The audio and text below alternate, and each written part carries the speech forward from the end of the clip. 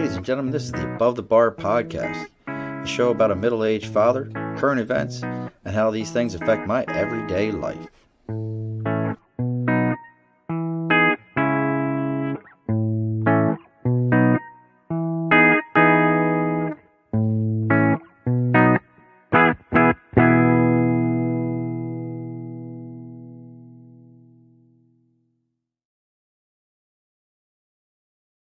Alrighty, folks, welcome to another episode of the Above the Bar Podcast.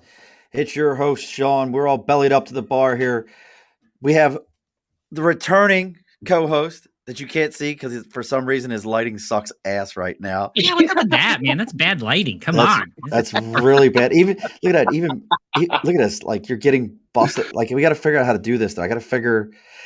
We have a flashlight, Richard. I mean, seriously, like put one on like a ghost story, like at Halloween, right? Just turn one on underneath you, like that, or just get like find a child or a stranger. It doesn't matter. Kidnap someone, put them right there, and have them shine a light on you. Look at that. That's bad advice, by the way. Look at it. No, I like it. I like the flashlight. And as you can hear, we have with us from the Wayward Planet Podcast, and we have BC, and we'll talk slow. He is from Ohio, so we're going to work this in for him. Wow. As an Ohio, we're assuming that he's a Browns fan or an Indians fan. Look at that. And I didn't. You know what? I might have to run. I wore my Thor shirt. I might have to go get my Ravens jersey here in a moment. Oh no! We got to talk. Well, no. this is a whole conversation because there's an actual. I want to have a very specific conversation about the move with you as a Browns fan, because I have an opinion on it and how I see the move, but I want to get your vibe on it. But before we get too far into this, with three of us here, the little show thing kind of covers. So let me see if I can get that out of our way. Herb, I got to give you a new layout for three people. Yeah, I was actually just thinking about that. I'll have to see if I can move that. The Podfather set this one up for those of you who know who the Podfather is. So I'm going to take this out for a second. That's our normal layout here, just so the three of us can kind of be a little more comfortable. There we go. Much better layout for a moment. So I can't see anybody. It says I'm backstage. Yeah, that's because the darkness. You're doing the what's that movie, Spinal Tap, where they're trying to find trying to get up on stage. But this is my exact destruction a t-shirt. It goes to 11. So as you all see, I always do this. So to me, the clock I would think is here, but we got our clock behind us, our Ravens clock. Look at that. That's just for you, BC. BC. So as a Browns fan, BC would be like before Colts. Yeah, something like that, right? It's a long time ago. So started a new thing. Put this out to everyone. I don't care if you have a podcast, you have a foundation, whatever you got. We're calling this a sticker and a cause. Send me a message. Show me your sticker. I'll read whatever you got. If you tell me you've got a podcast, this is what your show's about, and you want other people to know about it, I'll read your stuff. I'll put it up there. We got Aaron Johnston from Talking Beards. He was the first sticker, sent it out to me. We got him up here. Nice British accent, Sean. I don't have a British accent. I wasn't even doing one, Jeanette. I could never. One day maybe I'll get Jeanette to read like some copy for me because she has the most softest, most beautiful British accent you could ever hear. And she's my world traveling fan. But we'll have to get her to come on one day. But if you got a cause, something that you care about, if you got a band, I don't care what it is, and you got a sticker, send it to me and we'll put it up here. Sticker and a cause for everybody. So you can kind of get your name out there and get what you got going out there. And it'll go up on the clock. And if we fill this clock, we'll mail it to BC and he has to put it on his wall. So it's a Ravens clock on his wall. That's terrible. That's a terrible idea. I love that idea. I would never, ever hang that clock. It's literally like there are certain color combinations. As a person who walks this planet, I will not wear the colors yellow and black ever in any form or fashion.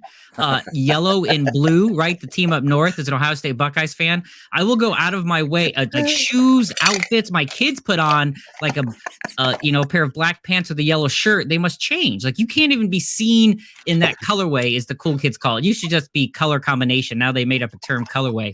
But yes, so I would never ever have that. What are we drinking? I'm sidetracked. What are we drinking here? So as always on the Above the Bar podcast, it's Telemardu. Got to go with Telemardu for me. We right. did do 3 episodes as I bang into my microphone. That sounds great for audio. We did, though, a while back do our distiller series, and we had some local distilleries. Rick is always our designated driver. He keeps everything going the right way. He's part of our Uber Diaries episode and everything else. Rick and I have known each other. If he didn't realize it, we've known each other, Rick, for almost a decade. Wow, that's a long right. time. That's a right. decade we've known each other. How about that? Yeah, we met formally at Albany Comic Con. Was it all? No, it wasn't. In person, anyway. No, in person. The first time we met was at Darren's place, the second store. You guys were recording Fanboys Inc. Right. Oh, I thought we met before that. No, that was it. Oh, okay. The one right on Saratoga Ave. Yep. Or Saratoga Ave, Broadway.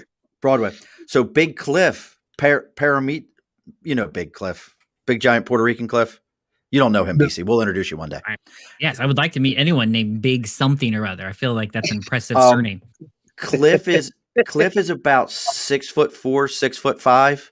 Oh, so he's not an ironic moniker, like tiny, like a big guy. All right. He's legit Big Cliff, and very huggable. Oh, well, that's good. He's like a super huggable person. Like there's no other way to describe him. So BC's got his own show as we sidetrack. I make a lot of hard lefts. Oh, that's all right. This is for you, BC. Welcome to the show. Now, what are you putting down over there at the bar? This is some Conor McGregor, some proper number 12. Okay. Irish whiskey tonight. Bought it purely because of a branded thing. And I'm curious if you guys buy into like sports brands. If like Lamar Jackson puts a burger out at McDonald's, do you have to eat it kind of thing? Yes. Bought it because I kind of dug Conor's style. Turns out to be, in my opinion, a pretty fantastically smooth, drinkable Irish whiskey. So I'm a fan. Anything LaMarvelous, I will buy into. Is that his name? Is that like a nickname? Like, yes. Do people actually call him? I will tell you, I feel like I would be in the loop as far as the Ravens and like the Steelers, right? Like, what was that Steeler guy that just got into a fist fight last night somewhere? Oh, got it. I missed that. Who was that? Who's their starting wide receiver rookie? Not Clay, something. I'm not sure. You would know who he is though. Like I heard the name. Oh, it wasn't Juju Schuster, was it? No, Juju? It's their other guy. He's a rookie. It starts with 2 C's. It's like Chase Callaway or something like that. Oh, okay. I don't know. Yeah, he's down there swinging. He was the guy that made fun of the Browns post 16 game. And then we came back, kicked their ass, and we got Crying Ben meme, which worth a lifetime of losses. However many times Ben Roethlisberger beat them, easy for me to say, beat the Cleveland Browns.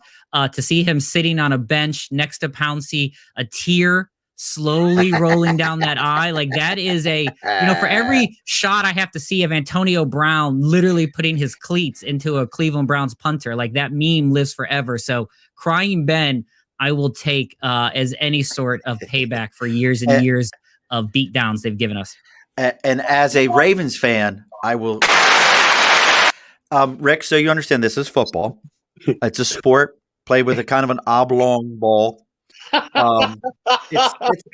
different. You had me an oblong ball. That's actually Rick's stage name. Ladies and gentlemen, coming to the stage, get your money together for the oblong ball. Yes. I'm actually a Giants fan, so you guys love me right now. Well, that's who we beat in the Super Bowl. First Super Bowl Ravens won was beating the hell. That was the power off Super Bowl. I swore the rig was in for that one. Yeah. So BC's got his show, and I listened to your show from that came out today with Lord Farquaad. Something like that. Matt Farkas. Yeah, Matt Farkas. And I really dug guest number one, and I really dug that. I listened to that today. Had that playing in the car with there is. This is my BFF, Cody. We always love when Cody pops up. Cody has her trance dance deal, and we always have to say trance dance trademarked. And they have their own, always getting hugs from Cody. And she also has her new thing. Now, check this out. Rick Can I say what just happened, Rick? Can I say Yeah, what of just course. happened in your life? I don't want to put that out there. Rick just became a new dad. And those of us who have many children like myself, yep,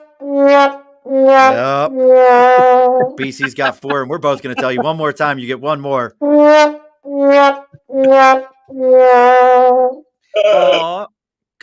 Hug. Look at this. Hugs from Cody and kisses from Tim. Tim, I met somebody who knew you today. I'll have to tell you about that later. Moving bodies, moving. There it is. Trance dance. It's pretty neat. You have to check it out. But they have a dating site. So none of us, I think we're all married or heavily involved with somebody, but they have a new dating app that they're going with. It's called Woke Ass Dating. WAD, Woke Ass Dating. Is that not the greatest thing? I love the name of it. It's just for the name of it alone. You would have to sit there and say, like, I just got to look at this. I'm never going to date anyone on here, but I have to see what these people are. I need woke ass people. I need WAD. You know, where'd you meet at? On the WAD. WAD. And then we hung out and we got wadded together. But I love it. How great is that? Like, it's just such a socially great name. conscious dating everywhere they go. Just doing that's what it is. Doing good for humanity, and then being sure to take a picture and post it on Reddit to get some karma points. In a case like this, you only use lambskin condoms at that point because they're biodegradable. You can't use latex. The key of being super woke, though, is to make sure you tell people how woke you are. See, it's not like if you just do it, then it's being a good Samaritan. If you just go help people and do nice things, it's woke when you do nice things and then you tell people on the internet, I did said nice things. Here are pictures of nice things. Please like and smash subscribe. Like, I don't know how that helps. Yes, that's when you become a new thing. I just learned this term. Maybe you know this term? Maybe both of you do. So we know what influencers are, right? Yep. Do you know what a micro influencer is? Very small influencer. very small person. Like this is a new term I just learned. And if there's any of you out there, I would love to talk to somebody that's in this realm because I find it very interesting once I learned about it. So these are influencers and they're like might have 20 to 30,000 followers on something. So they're not like these monstrous people who like, I have 2 million followers, 3 million followers. They're like Rick has that many law enforcement agencies following him, 20 to 30,000. He looks like the type. Doesn't. So the running joke is he looks like Hulk from the new Karate Kid show. The one kid who gets the mohawk, that's who he looks like all grown up, but with a habit, with bad habits. I haven't even watched Cobra Kai yet. I have not also watched Cobra Kai. I'm not woke enough to watch Cobra Kai. You gotta get on WAD. Yeah, you gotta get WAD and get Cobra Kai. Have either of you ever? I have experience, not a micro, maybe a micro, but have you ever worked or hired an influencer? No, like you did that. Well, I work, and I don't know. I think we talked about this maybe a little bit in the email. So one of the many things I do, in addition to hosting Wayward Planet and Behind the Dock, 2 podcasts out there. Both available anywhere you listen to audio podcasts. The Wayward Planet coming soon to video in April. But one of the many things I do is I work in the legalized cannabis industry. And so for a while, I work as a consultant for a couple different companies that make ancillary products, consumable products, things that you would, consume your cannabis in. And one of the big ways to market in that realm, particularly on the DL, is through influencers.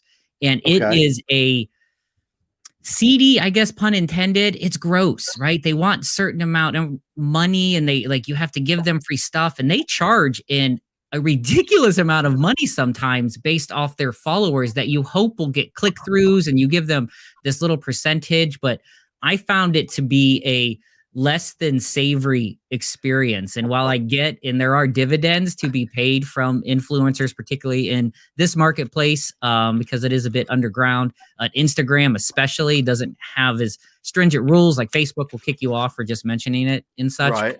Instagram's free reign, right? Do all the stuff you want with your cannabis. And, but I found it ugly. Like, it was not a pleasant experience. I really help was me not understand what you're talking about here. Cause I guess like, and first off, Cody, you're the best. She said, influence this. How great is that?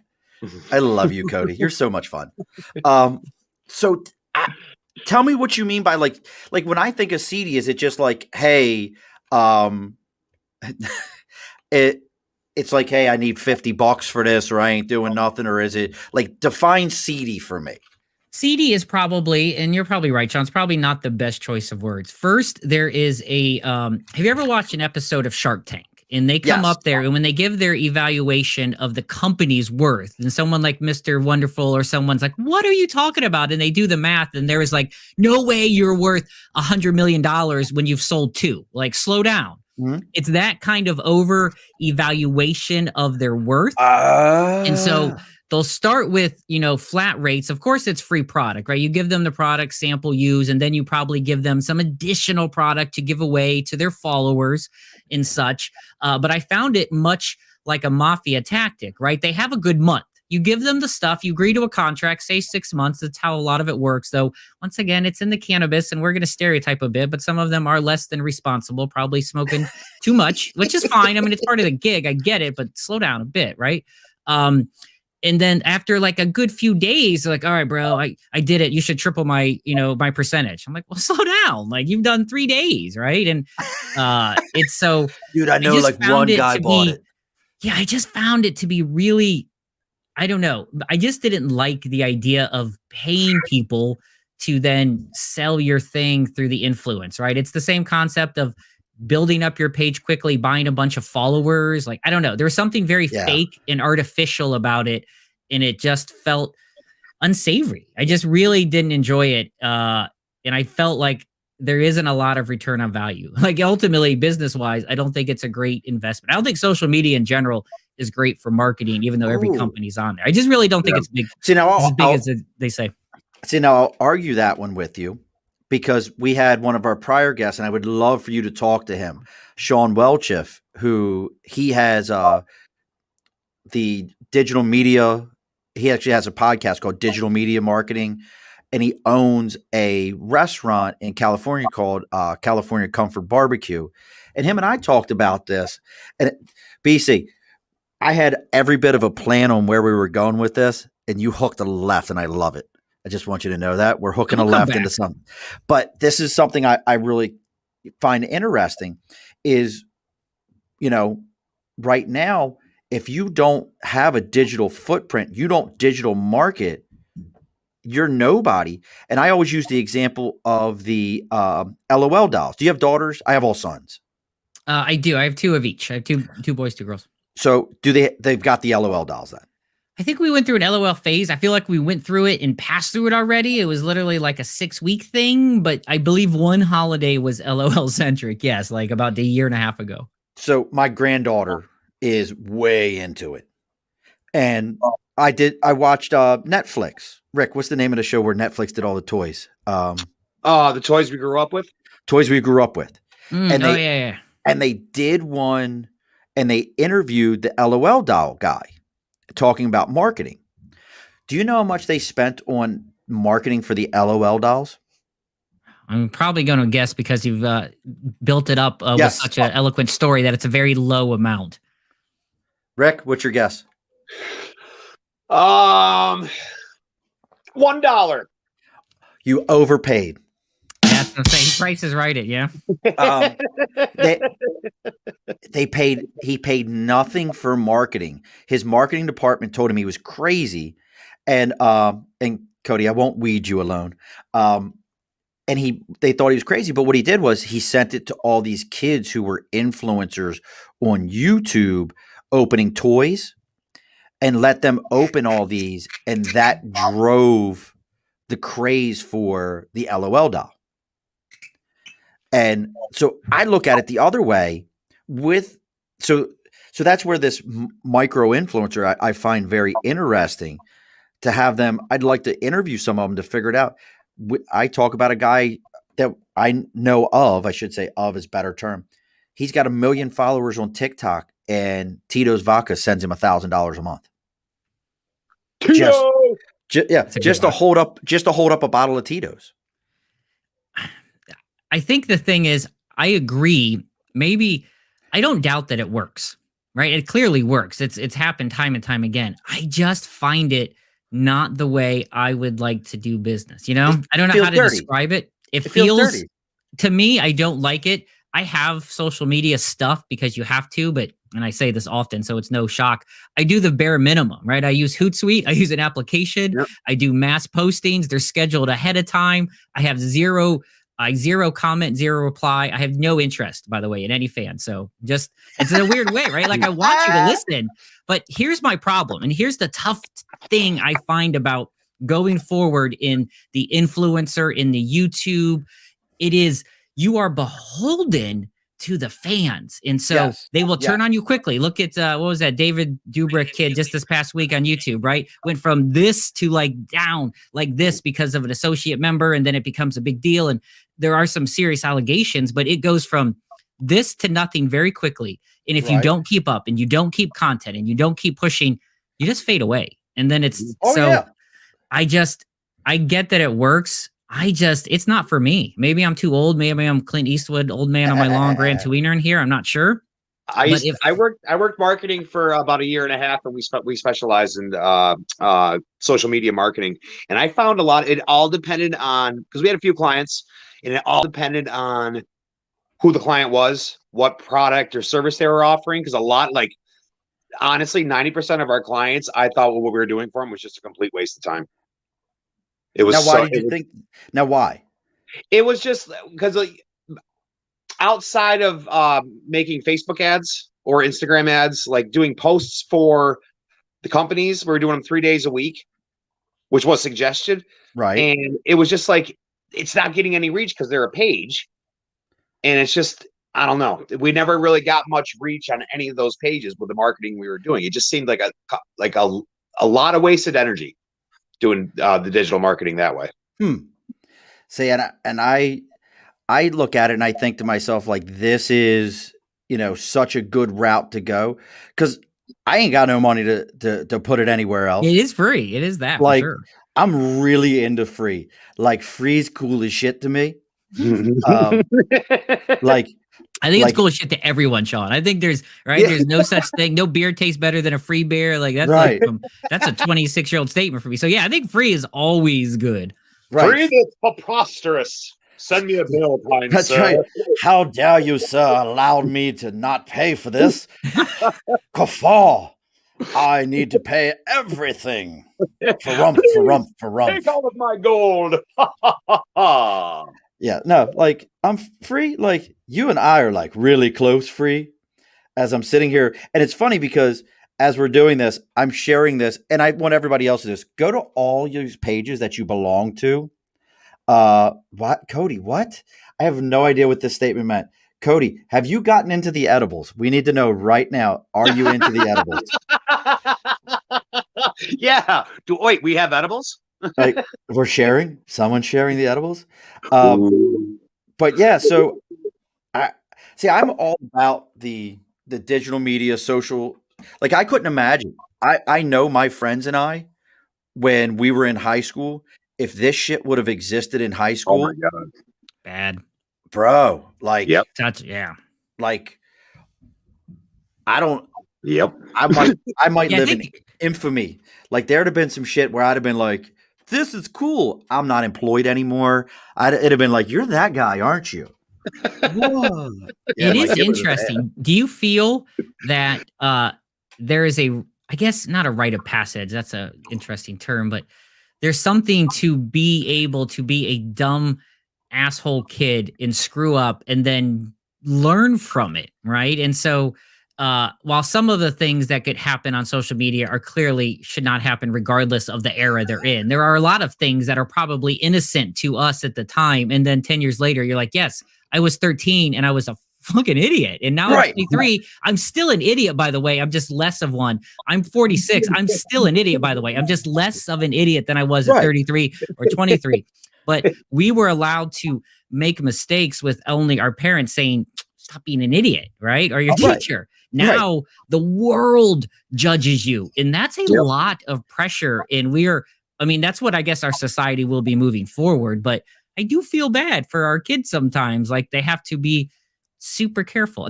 I don't know. I just feel bad for that. There's a little bit of ability to make a mistake and be an idiot and move on and grow. We'd have Right. not a lot of time. People are expected to know everything all the time, and that's a hard standard to live up to. Well, you bring a great point up about the camera. So did either of you watch 90s Kids? When I can't remember if it's Netflix or I think it's Hulu. 90s Kids at Soleil Moon Frye, Punky Brewster. I did not. I used to have a huge crush on Soleil Oh Moon God! Frye, though. Well, you still listen to me, BC. She's still you hot. still have a crush on her. I actually met her one time. I doubt she remembers me, though. I am a memorable fella. I live in Akron, Ohio here, home of LeBron James. Oh, wait a second. I used to date a girl from Canton. Oh, you're about half hour south. Her dad worked at Timken. No, yeah, all right. Yeah, excellent. That's not too far from where I'm at. And we have here in Akron the soapbox derby, these wooden cars that go down a hill, wind and gravity powered, I guess. It's a thing, right? So every year the national championship, the big hill, right? The biggest hill that it's actually not even that big of a hill, but the main hill they have to go down to win is here in Akron, Ohio. And when I was in very young, middle school, maybe early high school, I think I was in the marching band, and we were performing, right? A very prestigious day performing at the Akron National Soapbox Derby Champion. And Soleil Moon Frye was the not the guest of honor. What do they call them when, like, at the Indy 500 when they do the ceremonial kickoff thing? The flag dropper. What? That is not what they're called, Sean. That is not the official term. The flag dropper. The quarterback. The official term not is what they're called. You guys are bad at flag this game. dropper. That was Rick's other name on stage was penny dropper, but this is flag dropper. Something like that. That's a great shot, by the way.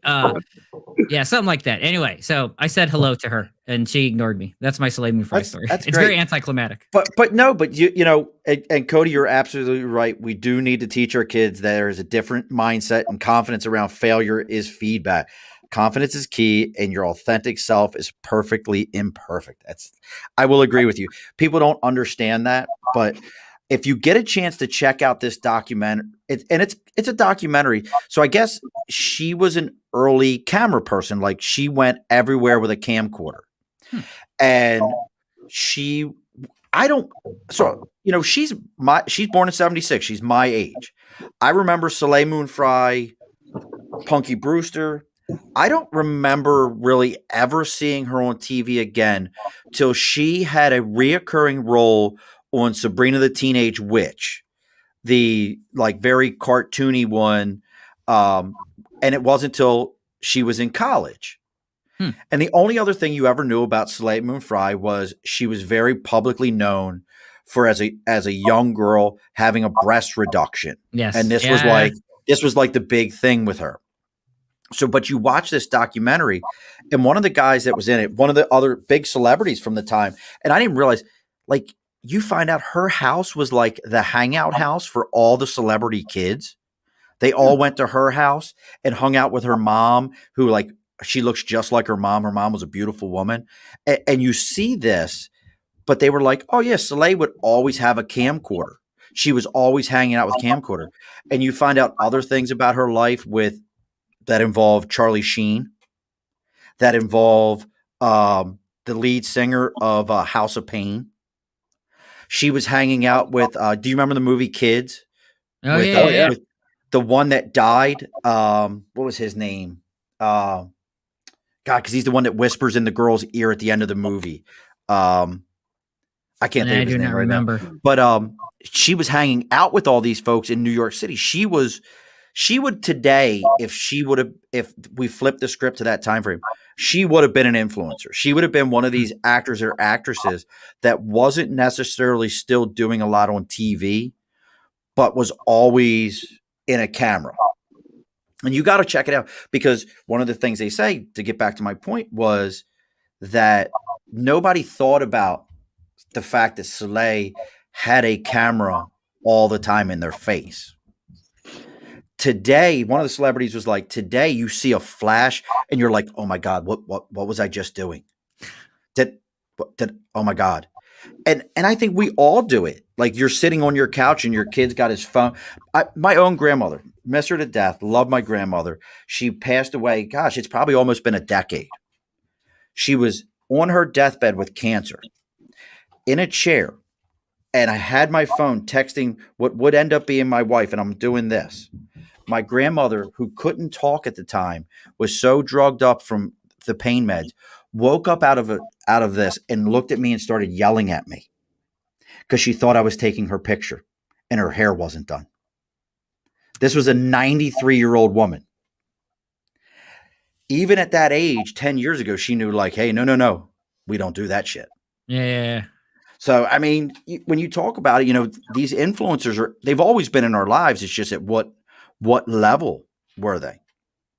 So, but you brought up legalized marijuana. Yes.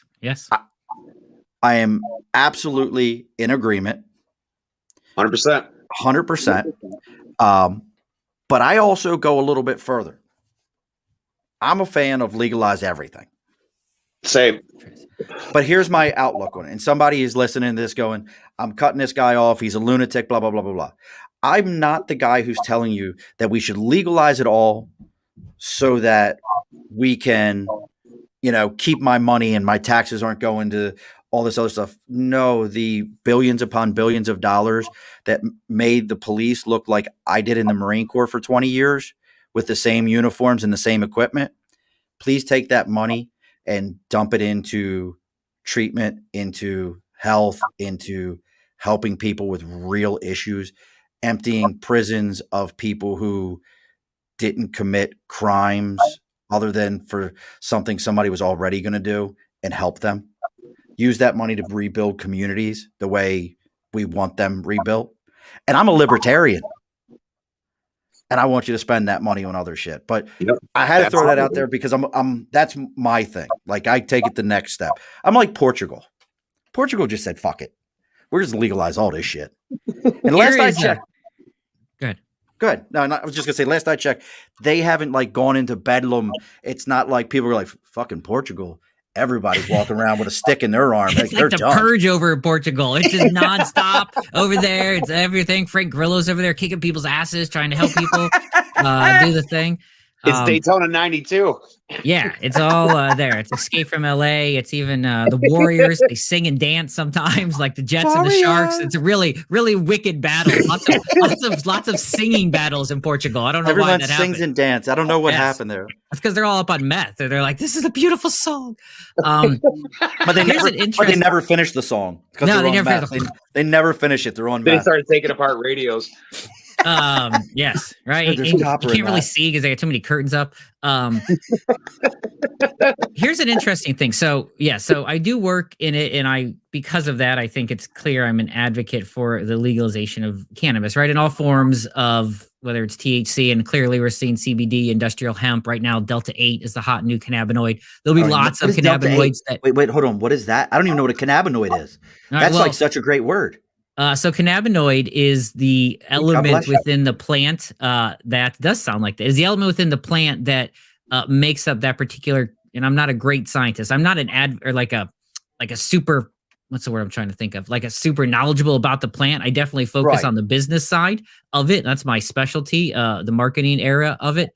But essentially, so the cannabis plant has a ton of different cannabinoids, which are then manipulated by the plant, and that's what gives the plant its power to change or imbibe you. So, for example, THC, right? That's considered Delta 9. That's a particular cannabinoid. CBD is a particular cannabinoid. CBN is another one.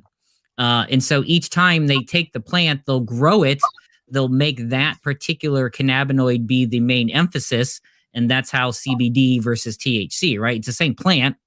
You just have manipulated it in the genetics, once again, by people way smarter than I, and then till it forms and becomes that plant. I'm doing a terrible job. There are people who know. No, you're good. Because shaking their head. It's like hearing you say the word cannabinoid. Well, all right. So I'll blow your mind. Let me give you Delta 8, and then we'll talk about the endocannabinoid system. Right, something that's inherent with all of us, which allows the THC to make us react, and is inherent in every single creature on this planet. The endocannabinoid system is our receptor, which receives the CBD, receives the THC. It's actually in our bodies already, whether you have it or not. And then when you consume THC or CBD, that's what it hits inside your body. So ECS, the endocannabinoid system. Delta 8 is currently And we'll see what happens, whether cannabis becomes deschedulized off Schedule 1 first or Delta 8 becomes outlawed. Delta 8 is a new cannabinoid right now on the market that falls closer to CBD, which is typically classified as 0.03% THC or less. So very low, right? And it's currently legal, and it's best described as THC light. Most people, and you can buy it right now. It's like Miller of THC. Right? It's less calories. You can find it right now available probably any store you buy CBD. It's available online. You can buy it in smokable form, edible form, cart form, right? Vaporizer form.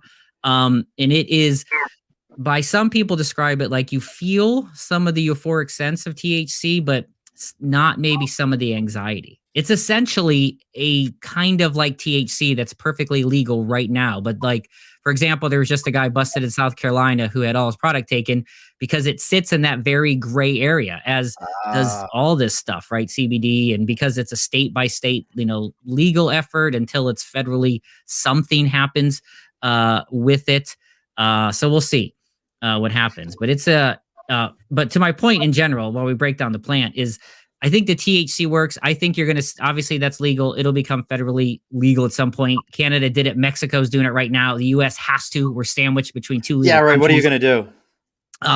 So I think you'll see, and you've already seen the baby steps of psychedelics, right? Psilocybin mushrooms becoming legal, decriminalized in DC, decriminalized in Oregon. I think things like ayahuasca, DMT, these other psychedelics, maybe even MDMA, and these types of things, you'll start to see. There's been a lot of scientists, starting to do research and therapeutic efforts, right? Guided ventures, not just giving someone some mushrooms or some ayahuasca. Well, that's the whole psilocybin thing. For those who don't know, psilocybin is in magic mushrooms. People have been microdosing that shit for a while now as a antidepressant.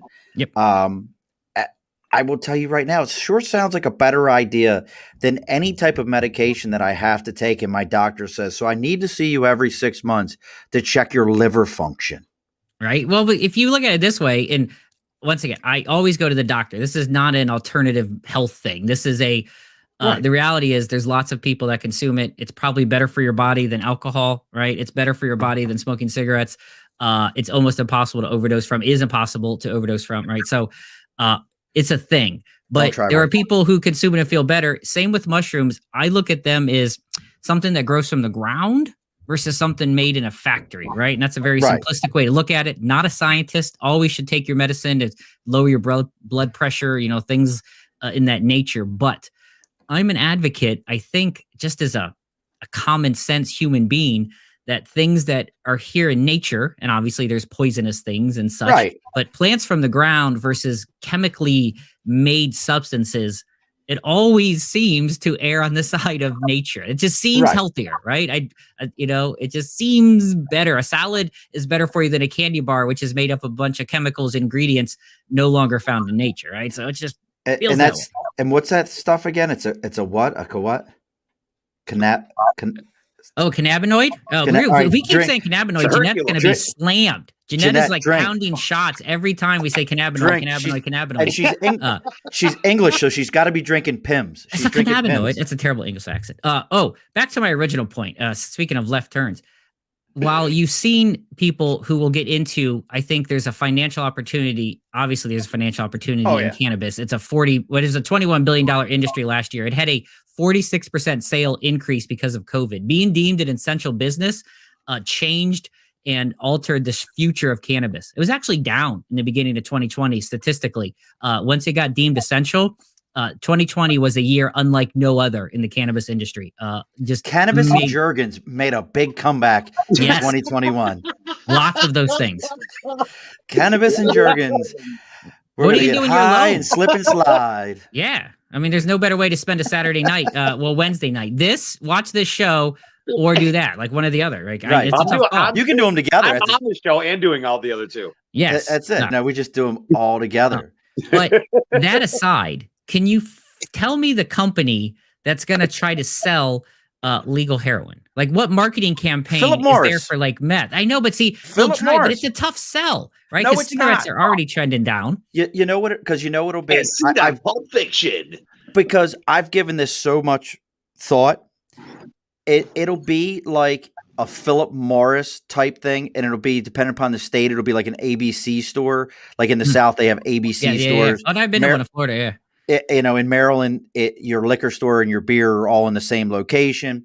Here's my thoughts: is if it ever happened, and I don't think I'll ever see it in my lifetime. No. If it ever happens, it'll be a type of place that you walk in, you buy your junk, but in the same process, there's somebody there that's like, look, man, you can do this and we understand, but we'll come and take you to treatment also at no cost. And it's going to be a constant assault on your senses of, we can help you with this. And it's going to be the same as the cigarette. You can't tell me that, over the years of, as Rick lights up, I love it. I haven't had a cigarette in a while. Me either. It's been about 10 years. Look, don't you start, Tim. I've given lots of things thoughts. But it's one of those kind of things where I think it'll just be a constant assault on your senses of commercials, things like that, to kind of say, hey, look, you can keep doing this, but there's help. I just, and in no way, shape, or form do I think that instantaneously, if you legalize this stuff, the gangs are going to turn around and be like, well, fuck it. We're not fighting anymore, folks. You've got the drugs. We're good. It's nothing like that. But it's one less thing for you to fight about. If you can't kill each other over a product, because I can tell you right now, if I want it, I'll go get it no matter what. So if you make it illegal, it all goes back to, now we lock somebody up for some bullshit that was a victimless crime that only they committed because they bought it. They're in jail, that now every one of us is paying for their health and their medical and all this other shit for them to be locked up while a corporate prison owns that. Not trying to get political with it, but that's the facts, folks. Thank you, crime bill. I think, no, I think you're right. And I think that's similar, what you described, to what Portugal has done. There's a lot of therapeutic and there's a lot of social work they're trying to do with it. Plus, it's not going to be much like we've seen with cannabis. It's not going to be like everywhere. But I just don't think the harder drugs, I think what will come from it, much like what is going to come from the legalization efforts of cannabis, is just more scientific research. They'll find more ways to use it. So it's a complicated process, right? Clearly, we've seen that. Different drugs are different than cannabis. That's a much different journey, but it's a complicated process. There'd be lots of rules and regulations to write. I don't think we'll see it. I think you'll definitely see at least a deschedulization from Schedule 1 and 2, which cannabis is 1 right now. It's the reason, because of the CSA, the Controlled Substance Act of 1970, which is really just a big FU at Timothy Leary. If it wasn't for Timothy Leary, who got busted, who basically said, look, I'm going to refuse to testify to self-incriminate. I'm messing up my story here. Something like that, right? The Harvard professor, big into acid, arrested with 2 joints, refused to testify to incriminate himself on the 5th Amendment. The government's like, you're right. And then they passed the Controlled Substance Act the very next year, but cannabis on Schedule 1. Well, right? Don't forget who else was a big helper in that was, what's his name? The Spruce Goose, the airplane, Howard Hughes. Howard Hughes, because Howard Hughes owned all the paper mills for his newspapers, and hemp paper was a big competitor against him, and he didn't own all that. So he also supported it and pushed legislation to criminalize marijuana, because the hemp side of marijuana and hemp paper, he didn't want that out there as a competitor, because he owned all the paper mills that were producing his newspapers. Yeah, that was back in the like the 30s. That was like there was a thing. What was it called? Like the Marijuana Act of 37, something like that. So something like that. So yeah. So that's what we're going to bring this back. So that was one thing that I absolutely want. And look, Jeanette, you're absolutely right. Philip Morris will not only produce it, they will do the commercials to tell you how to get rid of it, and the whole time, because that's the whole scam. Like, look, we're trying to help. We didn't realize that it was so addictive. We had no idea.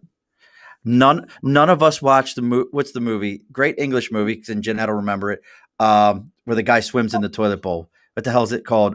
Train Spotting. Ha! Yes. So none of us thought that it was addictive. None of us watched Trainspotting. We grew up with the Flintstones selling to us. He's like, "Hey, Bobby, you want to go out and smoke a Winston tonight? It'll be great." She's like, Betty's like, "Yeah, let's go do that." I mean, yeah. So that's what we grew up with. Doctors, like 4 out of 5 doctors said, like, Smoke it's all right Camels. as long as you smoke a Winston, then you're fine. Like they were advertising by brand back then. By the way, I'm switching to beer. Little shout out to Brewdog, a great Columbus, Ohio brewery. Little tangerine IPA. Love Clockwork Orange. Great movie. Love Clockwork Orange. One of my favorites that was introduced to me many, many moons ago. And my favorite line in any movie comes from Clockwork Orange when they're flipping the cards at him after he's supposed to be cured. And it looks like the burglar's coming into the window and the woman's got the towel pulled up and he goes, "No time for the old in and out. Love just came to read the meter." It is like the greatest line in any movie. And it's one of those ones that, like, unless you really have watched that movie a lot and you pay attention to it, like, it's just so amazing. So while we're talking movies, I want to give a shout out to Richard for the Dredd poster in the background, the Carl Urban version. Way better than the Sylvester Stallone version. Judge Dredd, one of my all-time favorite comic book heroes. 2000 AD, Over the Seas, right? A lot of great artists and writers today have worked on Judge Dredd back in the day. But I just recently rewatched it after a bit. And the Carl Urban Dredd is an amazing, I mean, it's a fast-paced, action-heavy film. But it's a fun tower raid kind of movie, right? Where they're just working from the ground floor to the top floor, trying to beat not the boss. Stallone. So not no, Stallone. The Stallone version with Rob Schneider and Sylvester Stallone. And I am the law, right? That's like a terrible thing, right? And had Armand Desante as the bad guy, and Max von Sydow, I think, is terrible. Versus this one, which just all action. Carl Urban never takes off the mask, just the chin only. Kind of thing. Also, Carl Urban kicking ass on the boys. There is Billy Butcher. He's all up in his comic vibe. Carl So Urban. now, if you've never, have you ever read The Boys? So those that know Rick and I have about $160 a month comic habit. I'm big into comics. I'm huge. Oh, bro, I just bought over the weekend. Rick, you probably saw the pictures. I don't know if you saw them, BC. One of 8,000. So it's a limited edition. Love One of 8,000 is a limited edition. Marvel superheroes arcade 1-up with X-Men, Children of the Atom, and Punisher, all in the same thing. I posted it on Facebook. You guys got to check it out. This thing is so awesome. Like an arcade style thing? Yes. So have you seen Arcade 1 before? So check out Arcade 1 has brought back all these retro games. Oh, that's awesome. And there's like, most of them have like 3 to 4 games in them. So I just was on their website. They have the stool that goes with this. I'm buying the stool. It's freaking $80. But on top of the stool, it just says Marvel superheroes. And it's Thanos with the real gauntlet, with the real gems, the whole 9 yards. It is awesome. Oh, I'd buy that. I'd buy that stool anyway, even without. Bro. It's so cool. Oh, it's so awesome. What was your game as kids, Richard and Sean? Like arcade game back in, because I was born in 74, so we're all of similar age here, I think. Yeah, I was 75. What like arcade game, for example, I love like the old school ones, give me some Centipede any day. The early versions, Mortal Kombat, versions of Mortal Kombat, even a little Dragon Slayer if you want to throw that in. So they have that on Arcade 1. I got a Mortal Kombat. You can buy Dragon Slayer and Space Ace. Well, why would you want to play either one of those? Those are incredibly difficult, frustrating games. Like the point of playing those feels ridiculous. But imagine having it in your home. But you could have it in your home and you don't have to worry about the fact that like you pushed left when you should have pushed right. and you can, like that was the whole thing with that. And for those of you young people, and I know none of you were listening to us, this was a game that looked like a cartoon and it was the most amazing shit ever. And then they made a real cartoon out of it that came on Saturday mornings and it was freaking amazing. In my not as good as the Dungeons and Dragons cartoon though. That was the Dungeons and Dragons cartoon. Still do with the green arrow that would pop up out of nowhere. Yes. Yeah, badass. Ranger, always my favorite. By the way, D&D class, Aragon for life. Team Aragon. Ranger, favorite D&D class. Don't know why. Battle from afar. So Ranger also had D&D, like those Tiger LCD games. I had a D&D one of those. Nice. Tiger or the Tiger LCD games. So Those things are Arcade awesome. wise, though, King of the Fighters. Oh, Loved King of the Fighters. 3-on-3 combat, going back and forth. And there was this one team, and it had this character, and he looked like Freddy Krueger who had been stuck in a dryer and shrunken. it's a great visual description. That's the only way you can describe it. Like, he had the knife gloves, and you do this move, and he would like spin with the knives, and he'd be like, "Wah, wah!" Oh, it was freaking amazing. So yeah, definitely King of the Fighters has to be my, like, I even told my kids, I was like, they come out with an arcade one for King of the Fighters, and that was a Neo Geo. Oh, the Neo Geo. Yeah. Oh, I haven't heard that in a while. That was a Neo Geo. See, look at this, old geeks getting together. I used to be pretty good at Outrun. Outrun was a game where you basically had to memorize the pattern as it would go back and forth in there. That driving game and just like in the thing. Yes. Dude, Yeah, you remember got to Outrun. look up Arcade One. Outrun, they have a sit-down, full-size version of Outrun you can buy. Okay, first of all, Sean, I don't know where I have room for all these. Like, I have an Xbox and a PC. Like, that sounds like a commitment to put a giant arcade machine. My wife has like decorative things she would like placed in the house, and I'm like, "Oh, honey, you got to move that planner. So I got to put my giant Outrun machine in the living room." Yes, babe, this shit's got to go. Sales pitch. That's all I'm saying. Look, I don't give a shit where the Christmas tree goes, babe. This is where this is going. I got Honey. like Dragon's Lair. Honey, we have an extra bedroom. The extra bedroom's not for your mother. The extra bedroom's for my video games. This is bullshit. Make it happen. Oh, that's never happening. Just let's be real. Look, I'm in my basement right now. My wife's upstairs. We can talk all the shit we want to talk. They're not around. We'll get away with it. But I do know my wife is listening, so I'll hear it later. It is what it is. You know, Spy Hunter. Tim says Spy Hunter. Spy Hunter was so great, but I would get so pissed when I tried to ride up into the back of the RV and I would miss it. I would get so fucking mad at that thing. They were so touch controls back then, right? Touch controls. Like everything was like bloop bloop.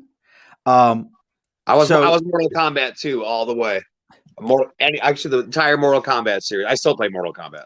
Could you do though a fatality like back in the day? Could you really one of those kids who could pull off the fatalities at the arcade machine? Because that was something like people would gather. Mine was in a bowling alley. We had a bowling alley fairly close to our house that had the best damn arcade ever. Like, it was a giant arcade, and my parents would go and they would bowl like every Saturday night. And it was, the early 80s. So what's a better babysitter than go to the bar and you play arcade games while we bowl on a Saturday night, right? They were parents, it was the late 70s. We just made it work. Late 70s, early 80s. My parents did the same thing. All right. So Saturday nights, 9 p.m. to midnight, little young me sitting there in arcade with, by the way, a bunch of other kids whose parents were also bowling and drinking hard, playing these games, right? Putting quarters on the machine, calling next kind of thing.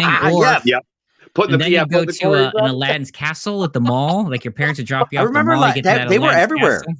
Those Aladdin castles were everywhere. Yes. That was a great time. That was when you started to get into like the bigger machines. And it used to be fun to go to, just a total side note. I'm sure you've been to a Dave & Buster's, like one of those arcade bars. Yep. About 5 years ago, I feel like I went and it was a bunch of cool, fun machines. And now it's a bunch of crazy, weird, kind of over expensive, like VR machine things. And they actually literally had like Candy Crush and Fruit Ninja stand-up versions. Yes. Like, seems pointless. Yes. Yeah, it was like in a giant, half the room was this weird horse betting game that like took up a good portion of the room. And I like to watch digital horses go anywhere for that. The original Tim. I'm reading Tim's note about the original Street Fighter. I loved Vega, by the way. Vega is one of my favorite Street Fighters. And then always Ryu and Ken. Tiger Punch. Chun-Li, by the way, too. If you could work the Chun-Li leg kick, unstoppable. Unstoppable with the Chun. Yeah, Richard's got it. Unstoppable. For that that's my cosplay. That's your I have to talk to you about that, Rick. Like, I've come up with a cosplay. I've never cosplayed before. And I've come up with this like completely new version. So, like the medieval Black Plague doctor mask with the big long nose. Yeah. Yep. I have like a completely updated version for COVID, but with like a steampunk vibe. If my wife's listening, it's in the closet hanging with all my fedoras. Gotta love that. It's hanging with my fedoras. Yes. If she wants to grab it, but we'll see if she actually grabs it. Stupid ticket grabbers. Absolutely, Tim. I'm done with ticket grabbers. I used to love, there was one that was, it just went around in like a circle and you had to time the light when it hit it. And I would put so much money trying to like nail that thing. I will tell you this, by the way, speaking of ticket games, I'm a hell of a skee bowler. I feel my ability to bank off that wall and hit that 50 in the upper corner is strong. Like I'm a bit out of practice. I will be honest. It's been a while since I kicked some kid's ass at Chuck E. Cheese, but make no mistake. I will go on a Thursday night and beat a bunch of 6-year-olds at skee ball all day long and be like, this is my house, bitch. My house. That's what I do with laser tag. Like if my niece has a birthday party, I'm like, the kids are all like 9 and 10. I'm like, I'm going to kill you all.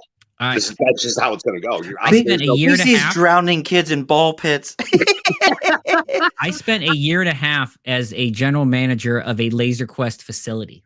That was a job I had once. I ran a laser tag facility. We have never had a place that I've worked, and I've spent about 15 years in retail management, then to operations at a corporate level. Before I decided to have what my wife would say is a midlife crisis. I'd like to think of as a phoenix-like rebirth of the ashes. Like, this is a better me, right? Yeah, thank you, Richard. She doesn't buy it. She'd rather have an expensive sports car. I'm like, no, I'm going to be an entertainer, honey. Trust me. She's like, can I just buy a nice fucking car so we could drive around?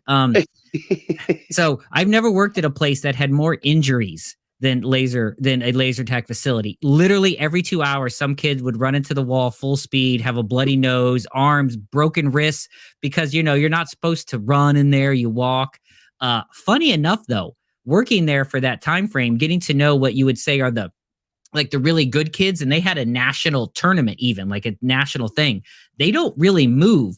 They do, I don't know if it's a trance dance like Cody has, but they do some sort of like weird dance, and you have that vest, right? You have the vest and you have a gun and it's got so many sensors and targets. They basically stand almost still and shimmy and move and kind of move in these. You ever watch that Christian Bale, Taye Diggs movie?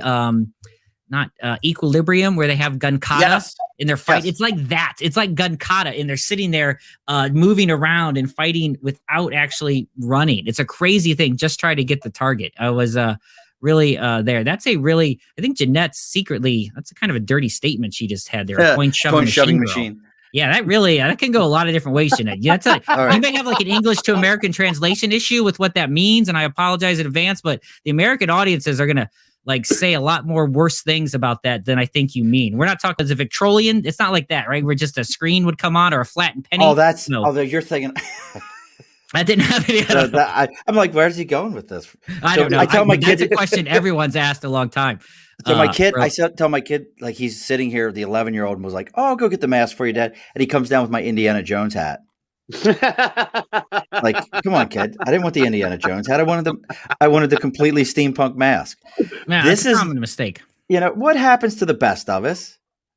Now, I'm going to throw one to both of you for a loop. Now, you had look, wait a sec, Jeanette, Laser Quest. I spend most of the time hiding behind a barrel while my anxiety hits the roof and the Terminator music plays on. I love it. It is a constant like dubstep soundtrack.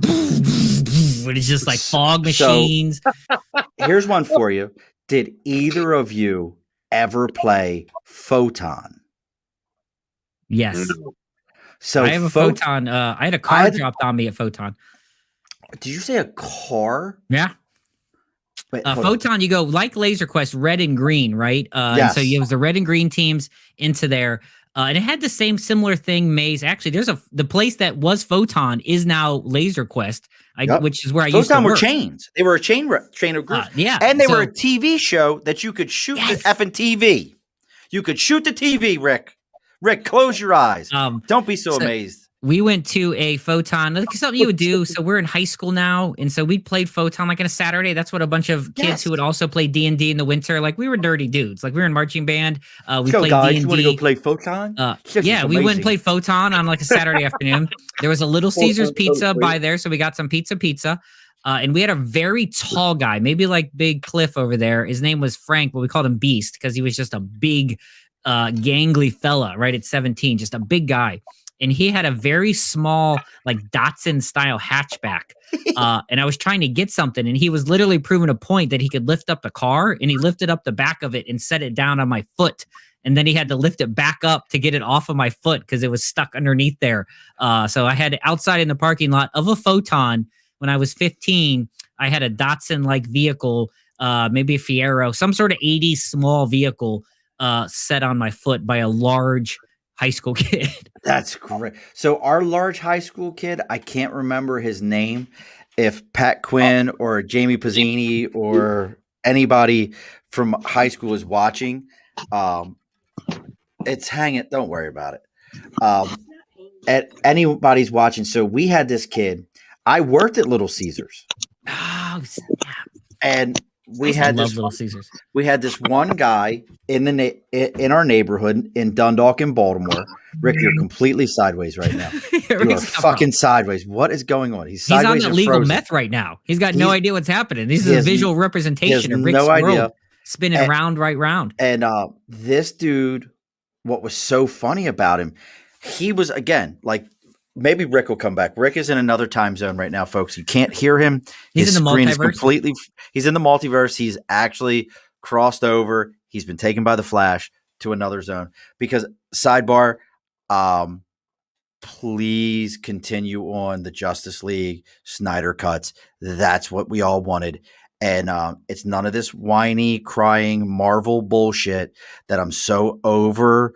I'm so done with that.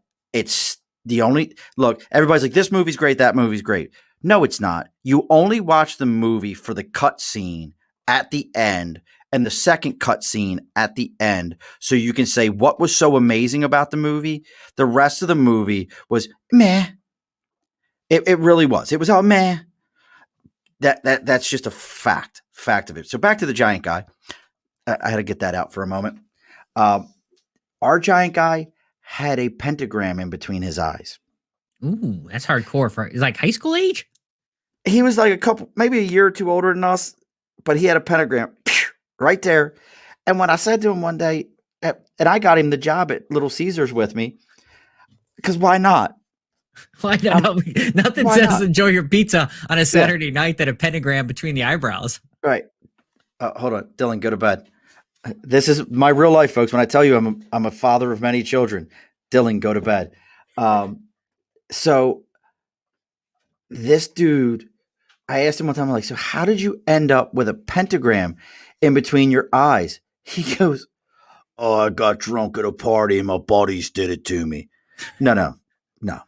You didn't sleep through a tattoo in between your eyes. The level of drunk, high, wasted, whatever on God's green earth you had to have been to end up with a pentagram in between your eyes is something special. Like I can't even. No, it's not possible. You would hurt. I've got 5 tattoos. It would all of them painful.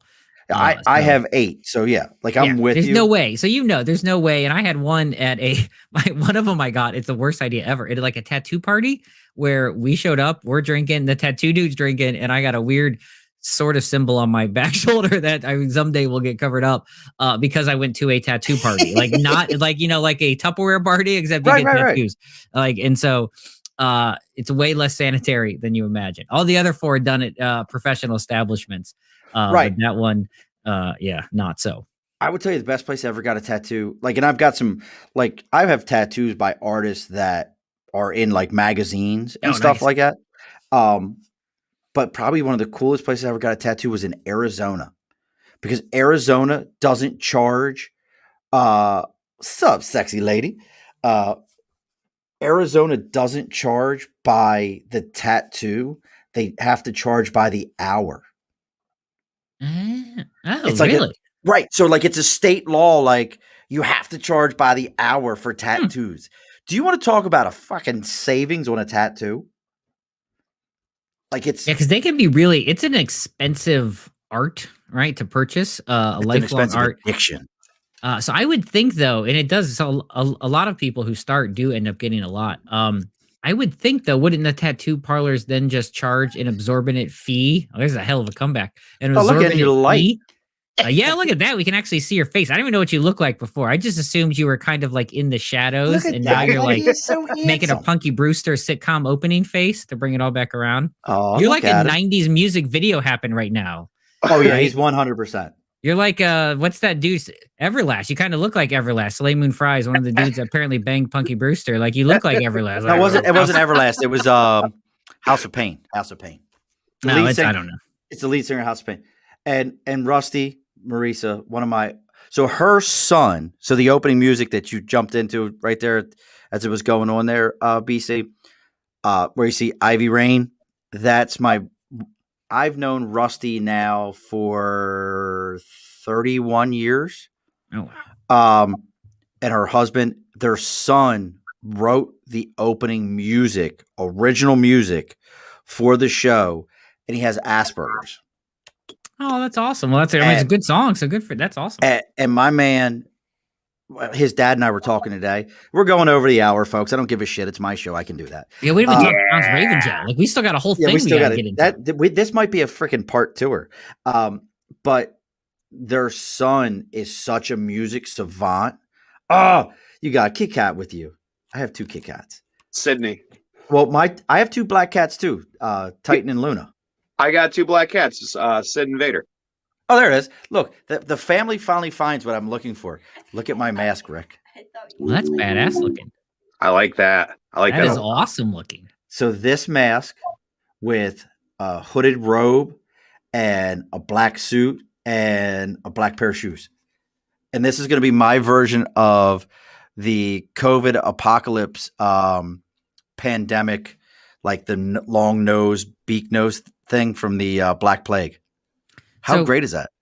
It's great. I like it. I like it a lot. I'm going to hijack this and talk comic conventions because I'm going to chance to talk to a lot of people as you try on that mask.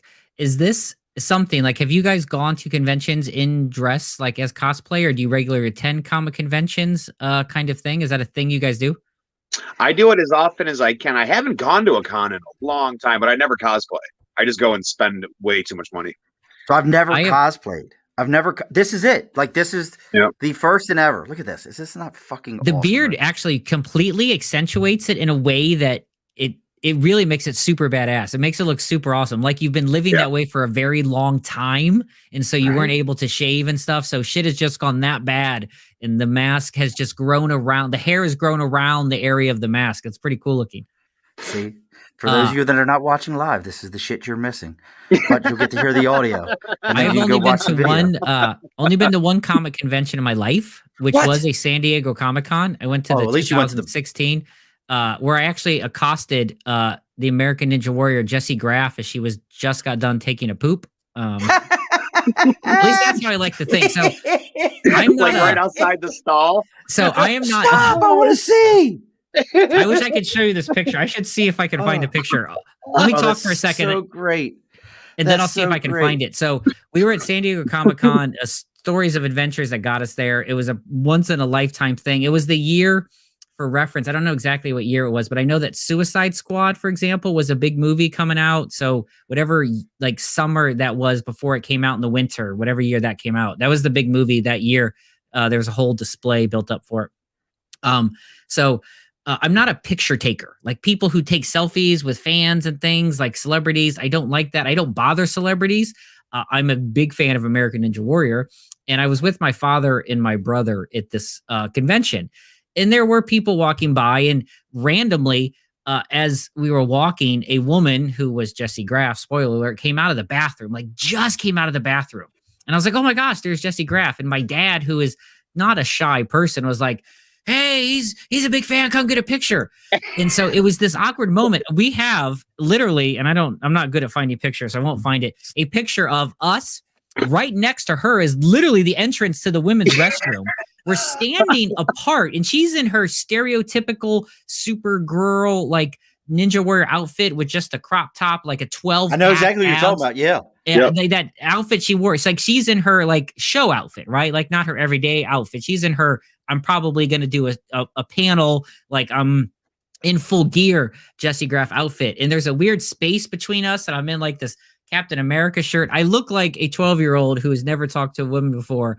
It was such an uncomfortable moment. And I don't know what number she went, but I'm just going to assume that she took a poop in there because it makes the story better. Let's be honest.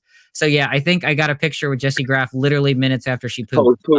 That was my only Comic-Con picture of the time. The entire time was an accosted Jessie Graff who was like, "Please make this moment stop," kind of thing. So, but that really wasn't a Comic-Con though. Like that was more of just that's an entertainment thing. Like we did some cool things there.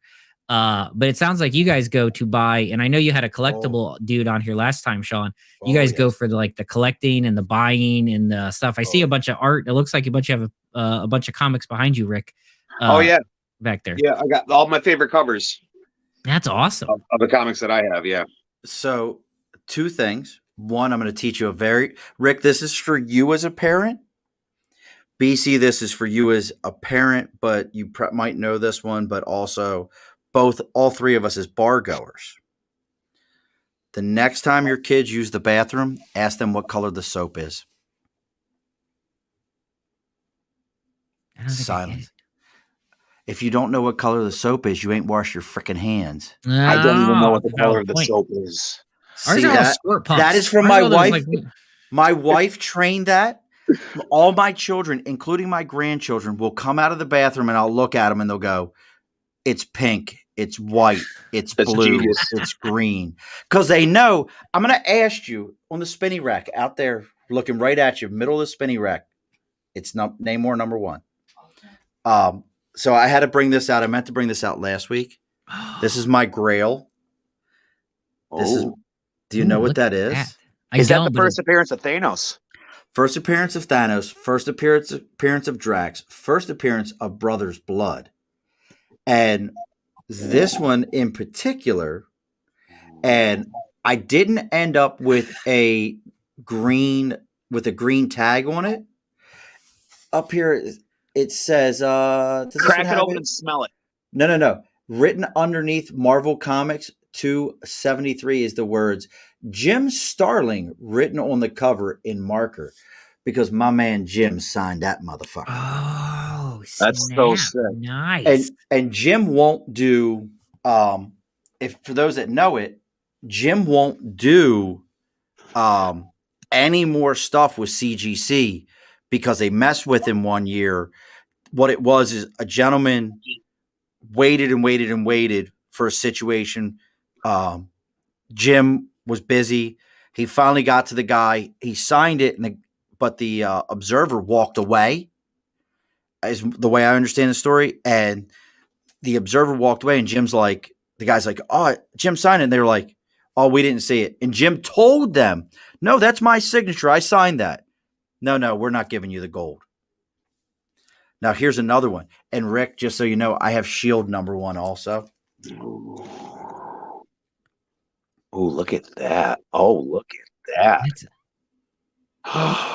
So this is for those of you that aren't watching the video, because moaning isn't great in audio unless you're doing like ASR shit. This is Submariner number 1, Prince Namor. I have, and it's a pretty damn good cover and very good shape in my opinion. Cover. And but I will tell you, these covers from back then were just the shit. Like covers today are still good. Covers today are still good. Don't get it twisted. But like you look at some of the covers from back in the day, like Namor number 1. I have the first couple of S.H.I.E.L.D. issues with Nick Fury and S.H.I.E.L.D. And they're like real, like psychedelic, like they looks like Qbert boxes on them. Like, yeah, Qbert. Remember Qbert? Hey, another arcade game. Another arcade game. We got to bring it all back full circle. Right around. But so Rick and I have been to many cons together. My best friend Ken and I every year go to NYCC. We stay at one particular hotel that I really enjoy in Hell's Kitchen. And Ken is such a great guy because he accepts the fact that like I love this hotel because it's in Hell's Kitchen. It's a real New Orleans vibe to it.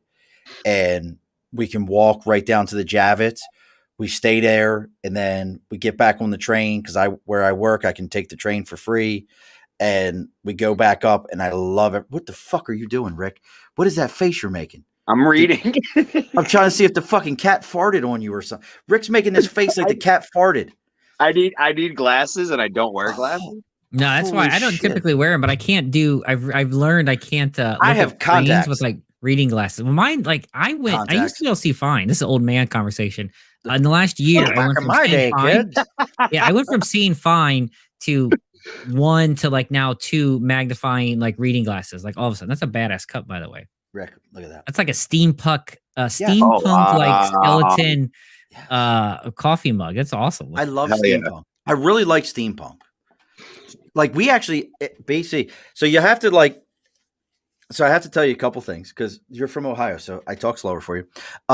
So a couple of things here. I always tell people when I was in the Marine Corps, every person I knew from Ohio was cock diesel strong, like just fucking 20 pull-ups was like nothing. They were monsters. And the minute you asked them to tie their shoe, they smiled and their heart slowed down. They passed out. Just fucking dumb as the day is long. I don't even understand it. Like just like a level of like duh that you can't explain. But they were the same. And I always remember this because I went, who knows if he'll ever listen to this? I'll tell the story anyway. I don't give a shit. Like all 4 of my listeners are on this one. At this point, we're down to 2 people watching because we've gone so long. And they're all like an hour and 15. These guys are just bullshitting at this point. These guys are. This is when it gets good. This is the good stuff here. I went to Yeah. So, and he's actually from your somewhere around you. His name was Nimini. Nimini was a football player in Ohio that was a big deal and he went to boot camp with me, but he couldn't pass anything to get into college because he was such a duh.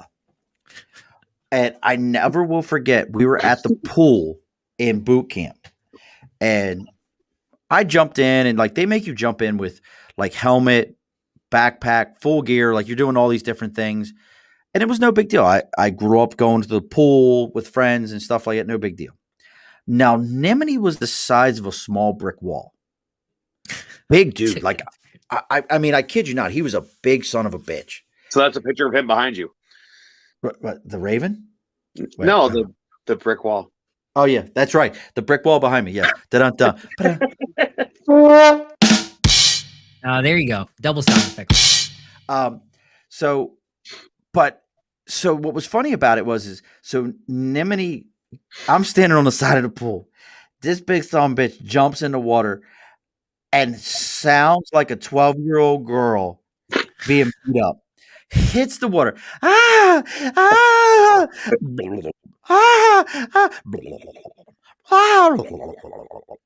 And I'm like, I'm supposed to like all the discipline. I'm in boot camp. I'm like, and he finally gets out and I'm like, he's like, I'll beat your ass, Murphy. I'm like, I'll jump in the water. He goes, you'll have to get out. I was like, you son of a bitch. He's right.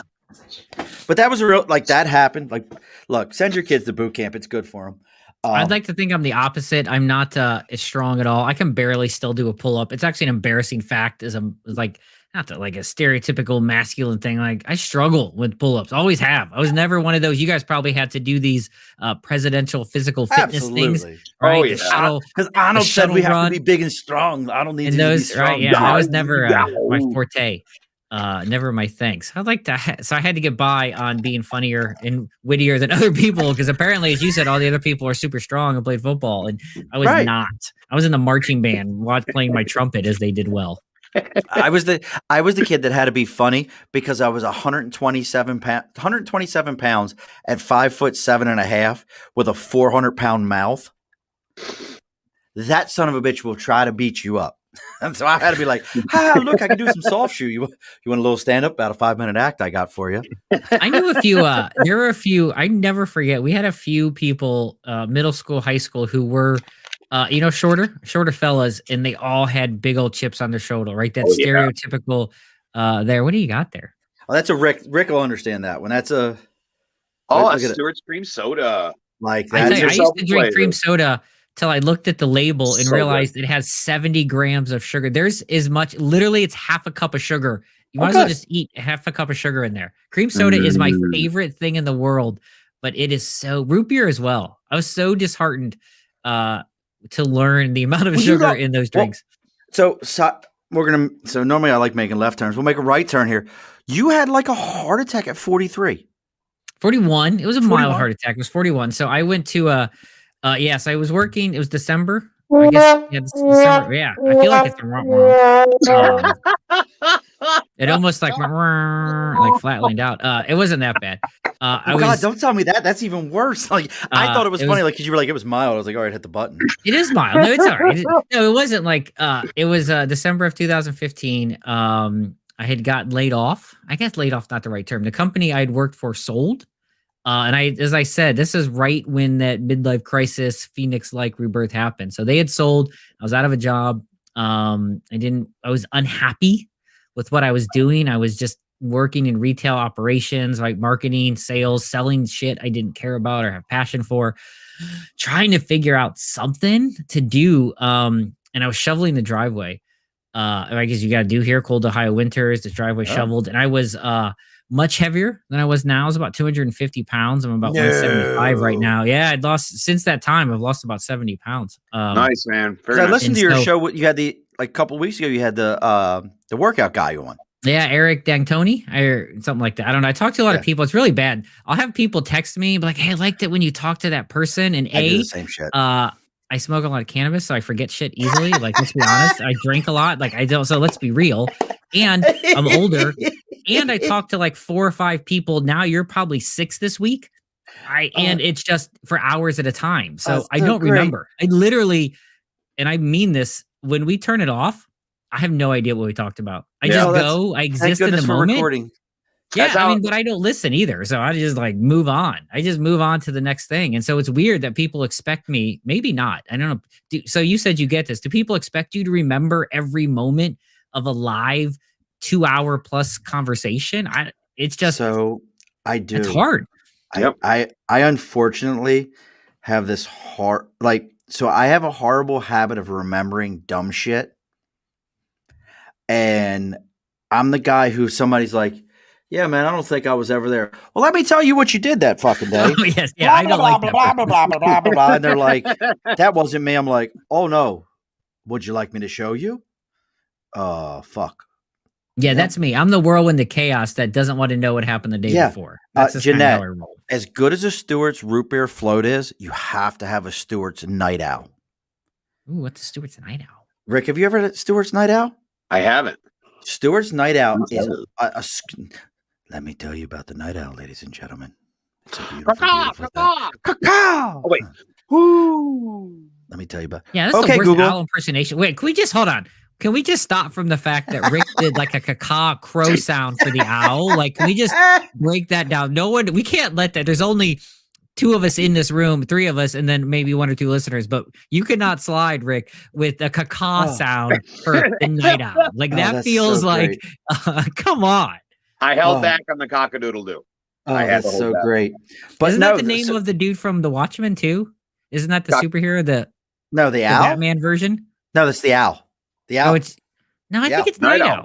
Night Owl. It is Night Owl. Night Owl. Yep. The owl is the multiverse version of Batman. I think Grant Morrison brought out the Crime Syndicate. I think the owl or whatever is part of that part. Something like that. Grant Morrison, when he comes out of the hills and tells everyone why they suck and then runs back up. I actually Grant Morrison, Super God. I have that book. It's one of my favorite autobiography / retelling. It's one of my favorate books. I am a Grant Morrison fan. Such a strange bird, though. Grant Morrison, like he's the guy that like no one sees him, no one knows. He's like what was that damn movie? And I want to say it was years and years and years ago. Wrath of Khan. Not Wrath of Khan, you fucking whack job. Rick's just picking random movies. No, because Breakfast at Tiffany's. He's just going. He's going to name random He went movies. Wrath of Khan because his son's name's Riker. He named his son Riker, which is so awesome. That was a movie with I pushed for Anakin, but Sarah said Riker, so I like Riker. What's his That's name? Denzel Washington. It's a Denzel Washington movie, I think, where he was like a shut-in but a writer. I think it was Denzel Washington, and then the kid comes, or no, maybe it wasn't Denzel, but the kid comes and works with the guy who's a writer, and then he's like a world famous writer, and you come to find out that he did all these books, but I don't remember why it was important because I'm halfway through a bottle of fucking Telemardu. So who gives a shit at this point? Telemardu, I need you as a sponsor. just because I don't want to buy this shit no more. That's really 90% of it. If you send me bottles, I will continue to talk good about you. And Pimm's also. Jeanette, Pimm's and Schweppes lemon juice taste like friggin' iced tea and will ruin your life. Pimm's #1 and Schweppes lemon juice. That shit, Rick, I want you to never touch that. Okay. Rick has been good for a long time. Why do I hear that all the time at Target too? Rick, well, that's different. I have a feeling you hear that all the time. Daycares as well. Like, there's lots of opportunities that Rick's like. Well, to be fair, look at my Jeanette. Pimm's and Schweppes. Pimm's and Schweppes lemon juice is like, it tastes like sweet tea. It tastes like Carolina sweet tea. It's so bad. It's dangerous. But all right, we got to get into something because I got to close this thing up. All right, but this is important. The move. All right. 1996, the move. Yes. What I'm going to caveat that. And for those of you who don't know, caveat means fucking warning. Caveat is not to add to something, you imbeciles. I'm sorry. God, I've had too much of this shit. I shouldn't have said that. I apologize. Tell us more. Caveat means warning. Caveat does not mean to add to. Caveat means warning. This is a subject that I'm very passionate about because of the 83 move of the Colts. I can still remember it. I remember my father talking about it. It mattered to my father. It was a big deal when the Colts got moved to Indianapolis. It mattered because this was not a lesser franchise. We're not talking about like, Tampa Bay making a move. We're talking about like a real historical franchise in the NFL.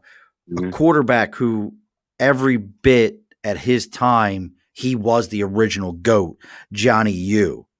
Before you talk about Tom Brady and everybody wants to crown him as the greatest of all time, understand Johnny U held that title. Joe Montana held that title. And Johnny U would have beat Tom Brady up and took his lunch money. And Tom would have sat down on the ground, rubbing his tears in his eye a little bit. And I like Tom Brady. Handsome doing so. He would have looked so a handsome good. Boy crying. God, right he would look so good. He would have been all the girls would be. God, he would look Johnny so Unitas damn be good. out there kicking ass playing football. They'd be like, "Oh, poor Tom, you're so beautiful," while crying. He'd still get the girls though. And somehow it'd still work out that way. He's a handsome fella. Let's be honest. Oh God, look, he's only a couple years younger than me. I'd make out with him. He's my age. I'm a train wreck. He's an amazing, that's a good looking dude for 43. Good Look at the three of us. We couldn't sneak up on a glass of water, and then there's Tom Brady. Yeah. That is like, it's almost an unfair set of genes, like athletically, physically, good props to TB12 as a side note there. Right. God. So the move, and for those who don't know what the move is Art Modell was given permission to move his franchise tag to Baltimore in 1996, move the equipment, move the players, but not, and this is always my thing, he was not given permission to move the records. None of the records for the Cleveland Browns ever left Cleveland. All the records for the Baltimore Colts went to Indianapolis. They were, and that's actually, for those who don't know it, and big NFL fans will know this, Indianapolis is the only team that when it comes to Baltimore, Rick, this is football again. Blink for me, Rick. Blink. Oh shit, he's seasoned. No, Dad, not today. Thank you, sir. I have another. The Colts are the only team that when they come to Baltimore, they only put Indy on the scoreboard. INDY. They will not put the Colts on the scoreboard. They are not allowed to. That's one of those things. Like, they do not put Colts on the scoreboard. They put Indy, INDY. You should have your hat when you say that.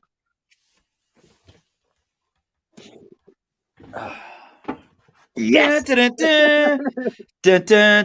Oh, no, that's 18. Now I look like a fucking pilgrim. Yeah, first wrong theme I'm about to say song. this is very pilgrim looking. With your headphones on, you look a little Amish, like you should be out there. It was not. Yeah, it's not. I don't know if it's working with the headphones. Right now, you look like like a Hunter S. Thompson's Lost in the Desert kind of thing right now with the beard and the fedora. Yeah. Crikey. Suitcase full of meth. Suitcase full of meth, and we're going to make this happen. Quickly Down Under style, motherfuckers. There's a random pull. Nice one. Where's Karn? Where's our Karn Down Under? Oh, I love Karn. That's another one. We need to do just an episode just with me, you, and Karn. Nothing personal, BC. I miss Karn. Karn is our Australian element, who is like a fucking comic book savant.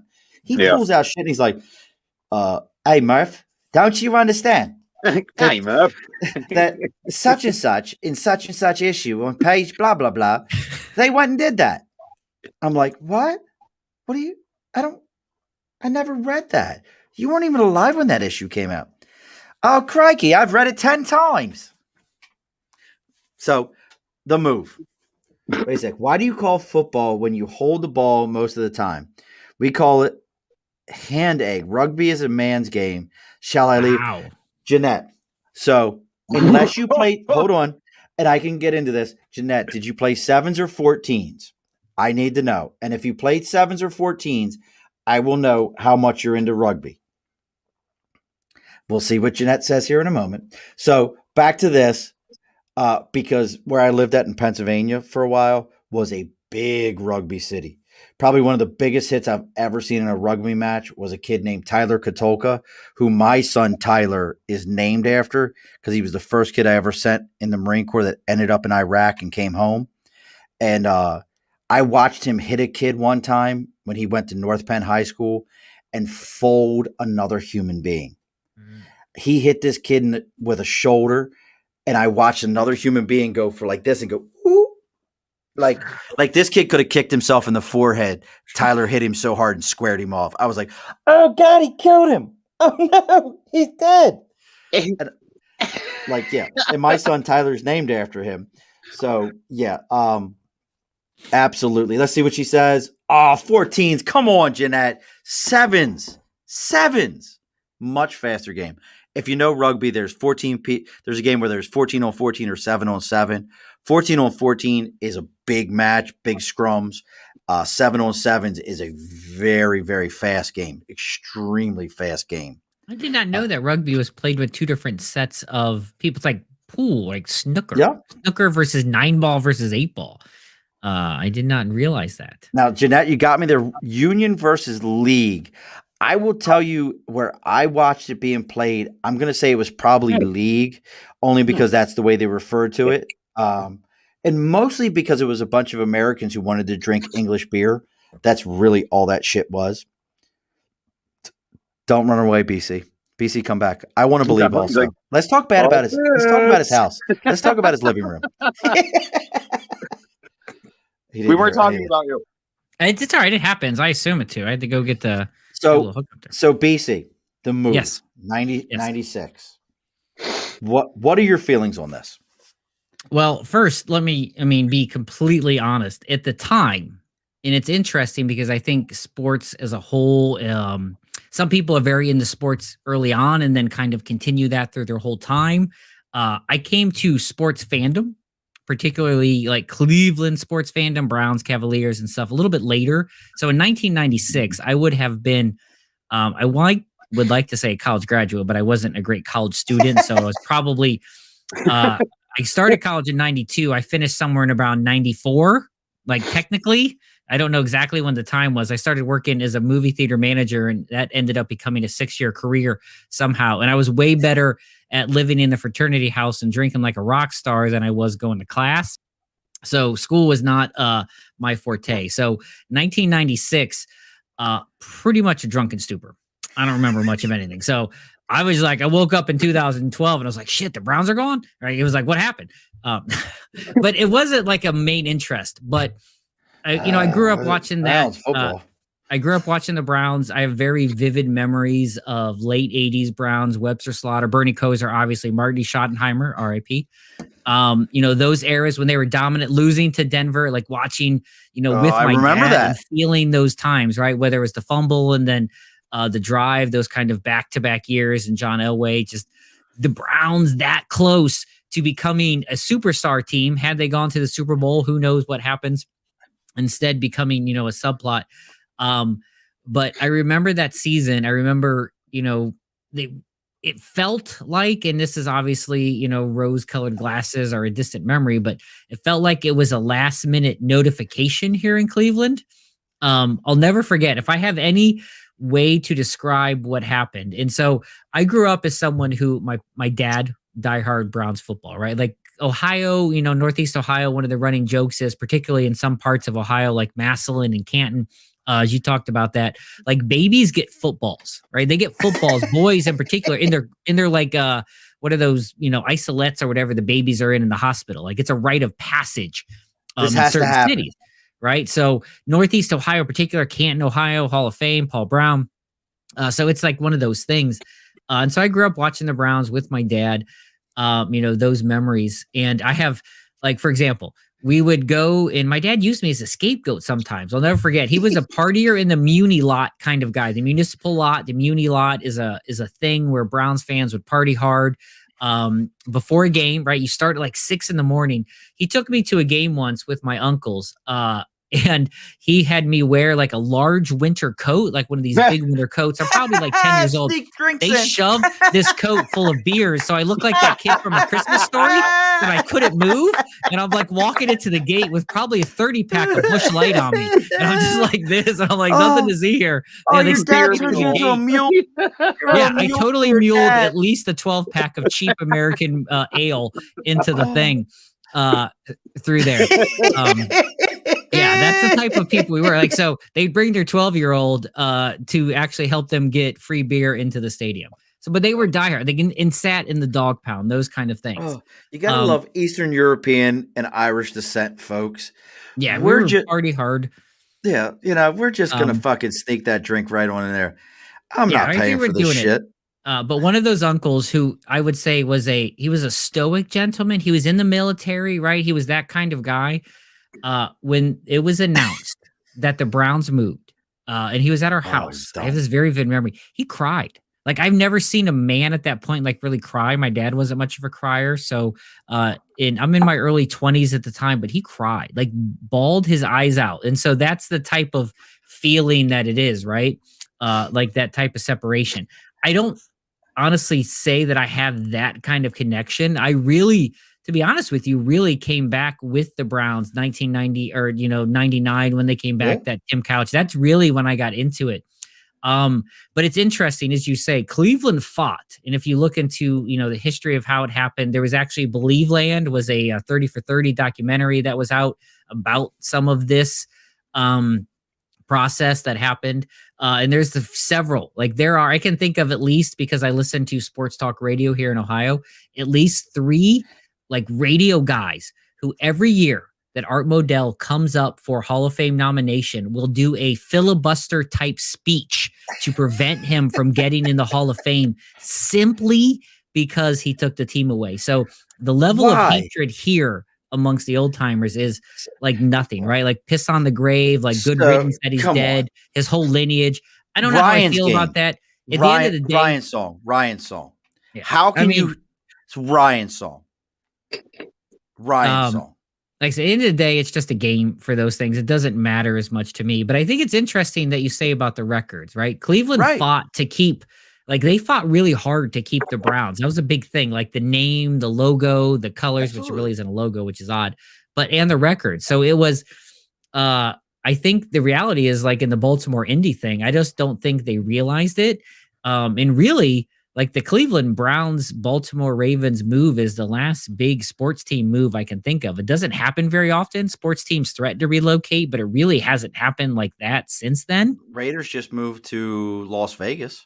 Yeah, it's the Raiders, first of all, and it's not that far. Like, let's be honest, most people in LA go to Vegas for the weekend. So it's kind of like, and I think there's a big difference between the Raiders fan base, maybe in the Browns. Right. I don't know. I think East Coast fan bases in general. But here's the thing. You talk about Art Modell, like that's Ryan's song. He was the owner at that time when, if you've never seen the movie Ryan's Song, it's about a running back who was a peer of Jim Brown, who I will tell you, let's see how good you are, BC. Yes. What is the 2 Hall of Fames that Jim Brown is in? Acting Hall of Fame for Dirty Dozen. No, but that is a phenomenal fucking movie. I love that movie. Hold on. I know this. I do know it. Oh, hold on. It's You not. can see the steam. The Oh, he steam. froze. You see the It was steam, so folks? bad. It No, I'm froze. not I'm not an online frozen. I know this answer, and it is escaping my brain right now. It's that. So he's in the NFL Hall of Fame, Yes, and you gotta he's go in tell the me. College Lacrosse Hall of Fame. That's what it is. He's a lax bro. He's like Jim Brown used to beat up skinny little white kids And on the women lacrosse apparently. field. Well, that's a whole nother fucking subject. So, But- you threw that like a meatball across home plate. Yeah, you just gotta- I you gotta had to hit fucking it. throw It that was right out too. I mean, it's too easy. So, but yeah, like Jim Brown, but there was a running back, and God, his name is escaping me. It's because it's Ryan's song. It's Brian, actually. It's Brian Pickle or something like that. Something like that. So let's see, running back from Cleveland. Brian Piccolo and Gail Sayers. There's Brian Piccolo and Gail Sayers is actually Right. Brian's song.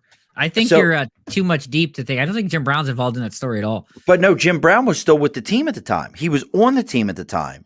Oh, yes. And he was already on the team and already established himself. And he said, "Hey, this guy, you need to go ahead and draft this guy." And he ended up with cancer. And Art Modell was the one that was like, "No, I'm not going to like walk away from this guy. He's a phenomenal athlete. This horrible thing happened to him. He had cancer. I think he might have played 1 game in the entire NFL if he did that."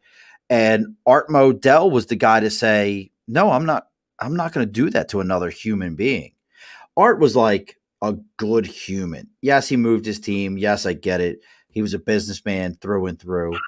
But it wasn't like the big difference is it wasn't a middle of the night, sneaky ass, let me go grab some college kids from around the corner to help me load the friggin' truck so we can get this team. Like nobody in Baltimore knew this was happening.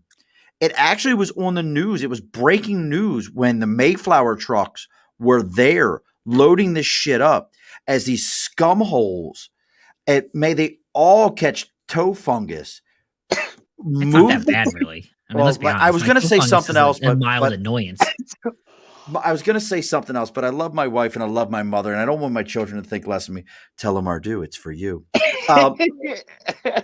But I think the biggest difference is, like, and you're right, the Colts move was a little shady, and the Browns one really was a business thing. There's a lot of other factors in play which Browns fans won't admit. There was a lot of money. He was really upset and jealous over the Browns. I'm sorry, the Cavaliers and Indians' new stadiums, the Gund Arena and Progressive Field at the time, or Jacobs Field at the time. Sorry, it's gone through like 4 names.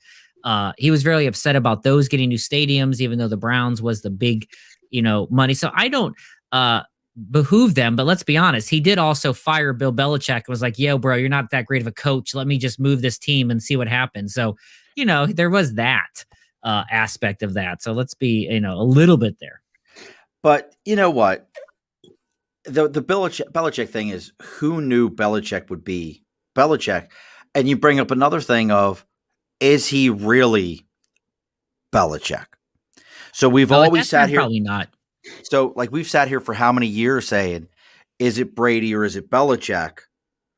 Brady just went to Tampa Bay, which last year was at the best. They had some good wide receivers. They had some. It's football again. Fucking Rick Blank for me. For those of you not, God, and fucking BC's getting high and Rick's fucking not blinking. Son of a bitch. I'm the only one drinking over here. This is something else, folks. If you're not watching this, but really, after this year, fuck BC. BC just fucking took a shot, and then after he took a drag of a fucking vape, I don't even know what. I am not a rookie, Sean. Like I'm not. Like, this is not my first rodeo. Like I've been around for a bit. I couldn't do any of this. My job would be like, you're fired. Well, no. First of all, I'm not obviously getting paid to do this, as the 0 listeners are attuned to right now. There's one. It's my wife. Hey, we had 21 We had 21 people watching at one point in time. Just because you guys didn't share it to all the pages that you follow, I can't help that. They're missing out on quality entertainment. This is a great conversation between people. I gotta be honest, like I'm having a great time. I appreciate you, by the way, Sean, for having me on, and Rick for being here. I've had a Yeah. like, I mean, this is a fun hangout kind of thing. I hope you'll have me that's back the vibe. just to sit and shoot the shit and hang out. I told you the vibe. It's like the bar. It reminds me of that vibe. That's the vibe was always to go with because you're sitting at my bar right now. The vibe was always to be wait till, and Rick doesn't even know this. Ready, BC, I'm going to spring one on Rick. Rick. Look at his fucking face as his eyes get bigger. So like in a couple of like months, I think it is, there's a woman up by him in Glens Falls who's a forensic scientist, but she also does this thing where she like breaks things to release stress. It's like this whole break stuff to release stress thing. What's her name? Fuck, Limp you would Bizkit? ask. It's the Biscuit. Yes, it's Biscuit. Her name is Biscuit. It's Fred Durst. Her name is Biscuit. She's It's big into Westmoreland. horse racing. She's big into horse racing. Her name is Biscuit. I don't know. Son of Rick, we're scheduled out till friggin' August. Oh, that's stress fracture. Stress fracture. That's clever. Breaking stuff feels better and forensic. So That's a like good this name. is June 9th. So like this lady, she has like an entire van and she'll bring it to your place or your business and you can like break stuff with a baseball bat. I'm going to send Rick to do this. She's basically like a homeless person then who just shows up and like break my shit and then moves on. Yeah, my we're in the shit. same I don't give town. a fuck. So Rick's going to go do this for me. He's just going to break stuff for me. Yes. Well, let me ask you this, Sean. Okay. You know, so Eventually we do have to end this, gentlemen. well, yeah, is you as a Ravens fan. Mm-hmm. Like, so you watch the game, and now obviously when the Ravens won the Super Bowl, that was Which one? Which one? Because we have okay, two. the first one. Let's be legit. Okay. The first one you won, Trent Dilfer. That was a greatest quarterback from Florida, better than Dan Marino. that was a heartbreak because that was it could have been us moment, right? When you won the second one, Ray Lewis era, you had to have murderers to help you out. So whatever you're gonna do, Shut right? your entire Like, I face get hole. that. I mean, let's be Your legit. entire face hole just bled. Hey, I'm not the one that he wasn't on my team. I don't feel bad. Like, so you're the one that has to, you know, have God at the grave and say, yeah, I have the Super Bowl, but obviously blood is upon it. So, you know, that's you, not me. I don't have to worry about that. Shannon Sharp defended him, and that's all I can say. So do you like when they moved in? So obviously, were you like an Indianapolis or like a Baltimore Colts fan? Like when they moved in, here's what I've always wondered from someone who lives in the Who did area. we root for? Like when they first arrived, were you instantly like, "Yay, we have a team"? Was there Yes. guilt associated with where they come No. from? What was that early first 1 or 2 years like for the Ravens? So the early first couple of years was thank God we have a team again. Interesting. Okay. So it was just pure elation for having a team again, being back in Baltimore, having somebody to root for, having that element there to say we're going to play against people. I was even willing to accept up to a decade of shitty teams like a Tampa Bay type situation. I was willing to accept that just to know we were back having teams in Baltimore, having football. Because I don't know if you knew this or not. We had a CFL team and won the fucking Grey No, Cup. why would I know that? Why We would I won- know that at all? don't Let's know, be 'cause honest. Why would I Because know? fucking Cleveland. It's almost in Canada. Cleveland's almost in Canada. That's like a Buffalo thing. Like I don't even know where Cleveland, Canada is. No. We're not that close. So we actually you're are. I mean, the close lake enough. is away. You stop at Putin Bay, you get hammered, and then you go across the way. And then, Either like, way, yes, you're like, anytime you get past the Mason-Dixon line, you're in Canada.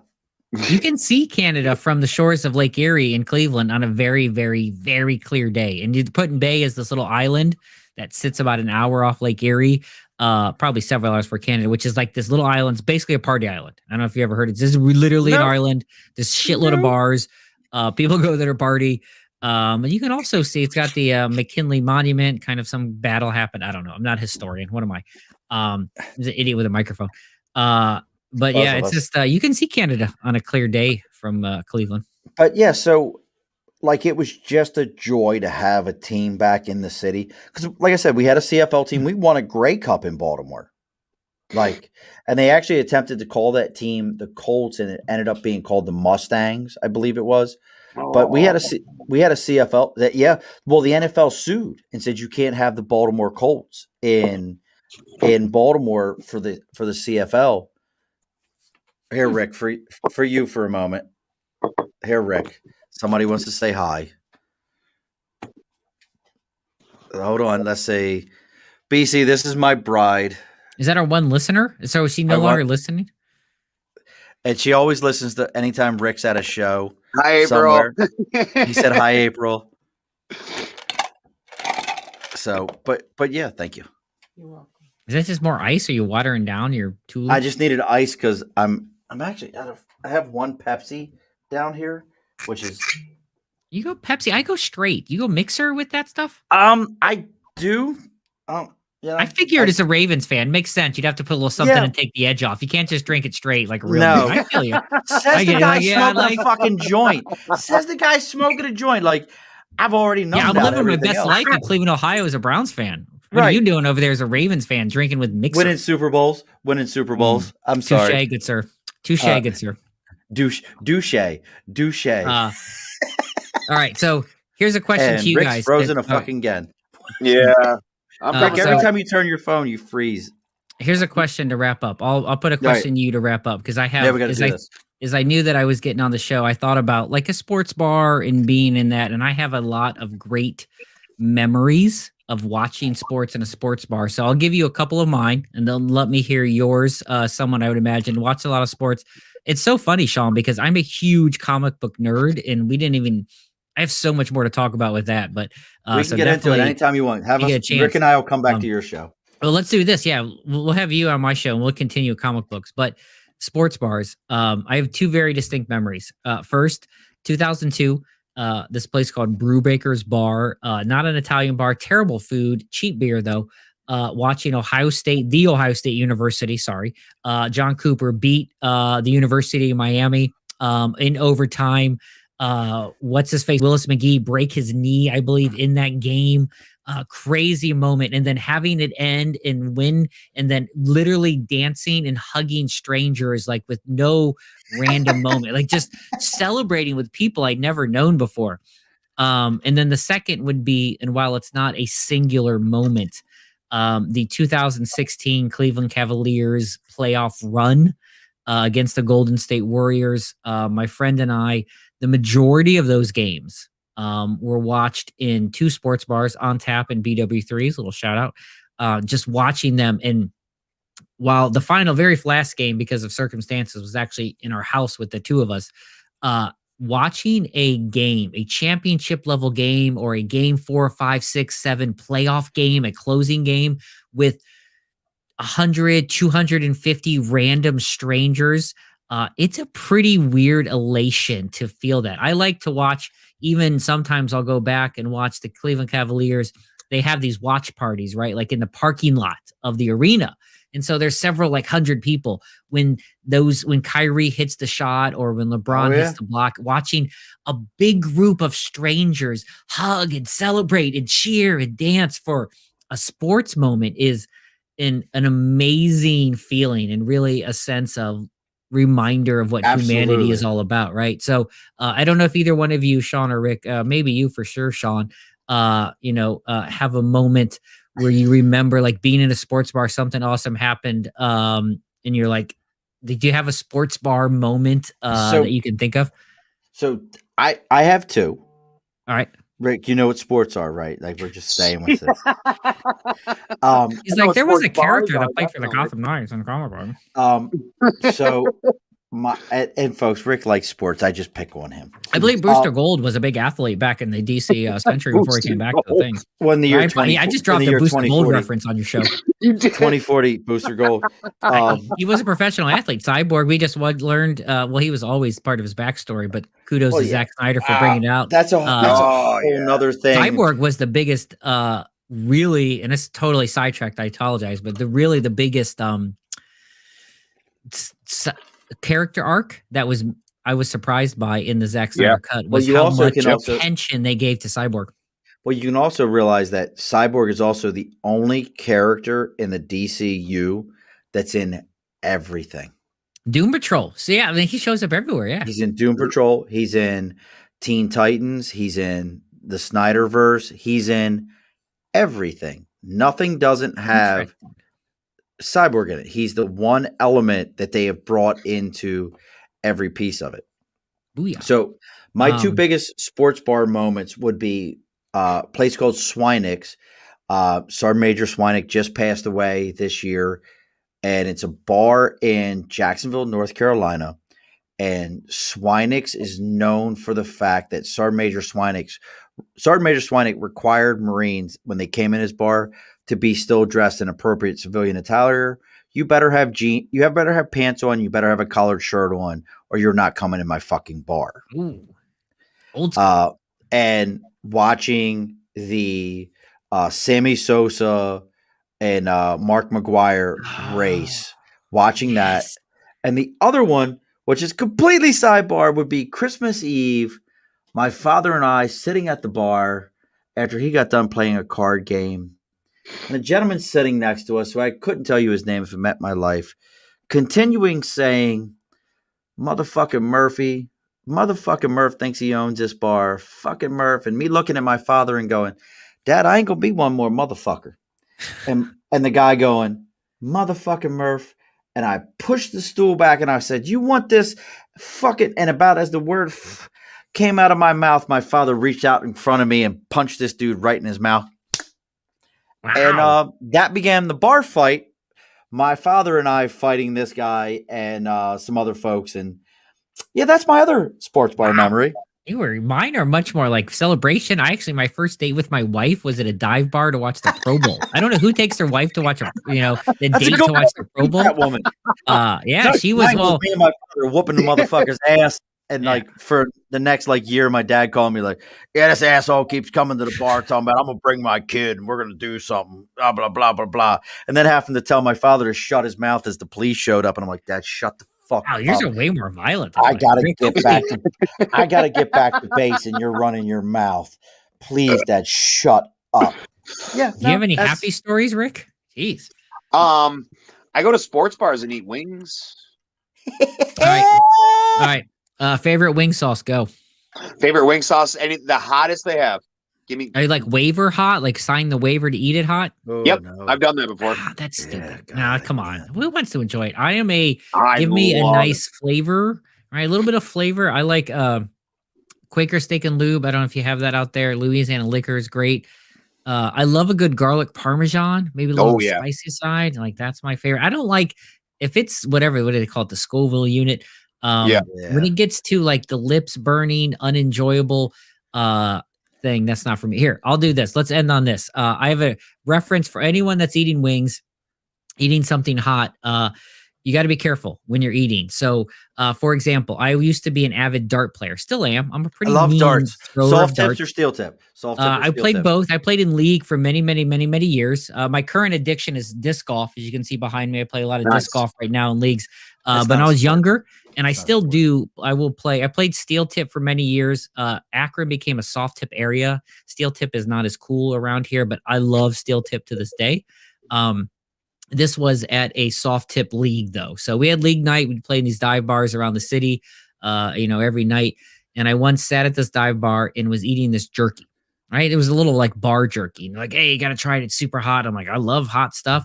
Ate the jerky, had to go to the bathroom as you do. And it's a crappy little dive bar. So the bathroom was, a toilet, a sink, a door without a handle. So you just kind of shut it and no one opened. But there's only fucking Marine Corps boot camp. There's only 8 people in the bar, literally, 9. There's the bartender and the 8 gentlemen playing darts. That's all that's in this bar on a Monday night at 6 p.m. And I eat this jerky and it's delicious. But I go to the restroom as, you might after a few beers and eating jerky, I pull out my junk. I go to the bathroom.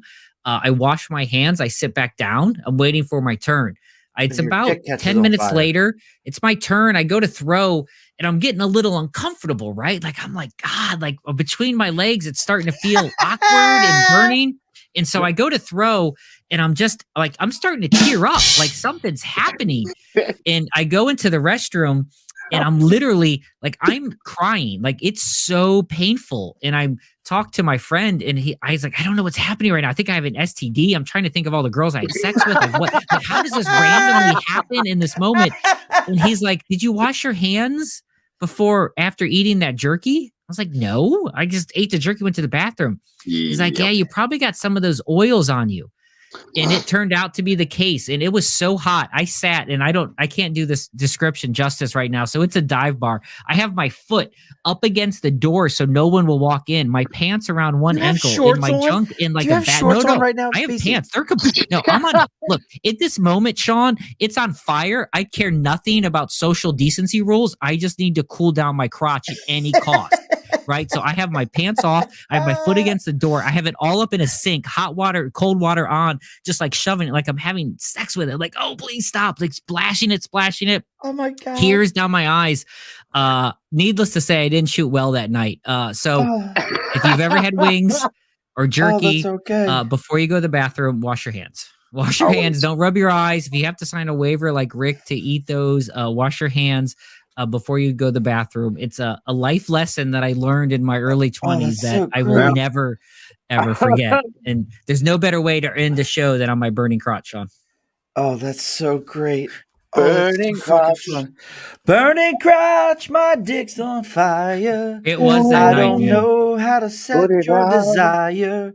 My crotch is on fire. Sean looks at me lovingly. He's got a great look. I feel like he wants to. It's an intimate look right there. I like it. Just so you know. The dulcet tones of Sean Murphy over here. Oh, BC, so you know, because you missed the beginning here.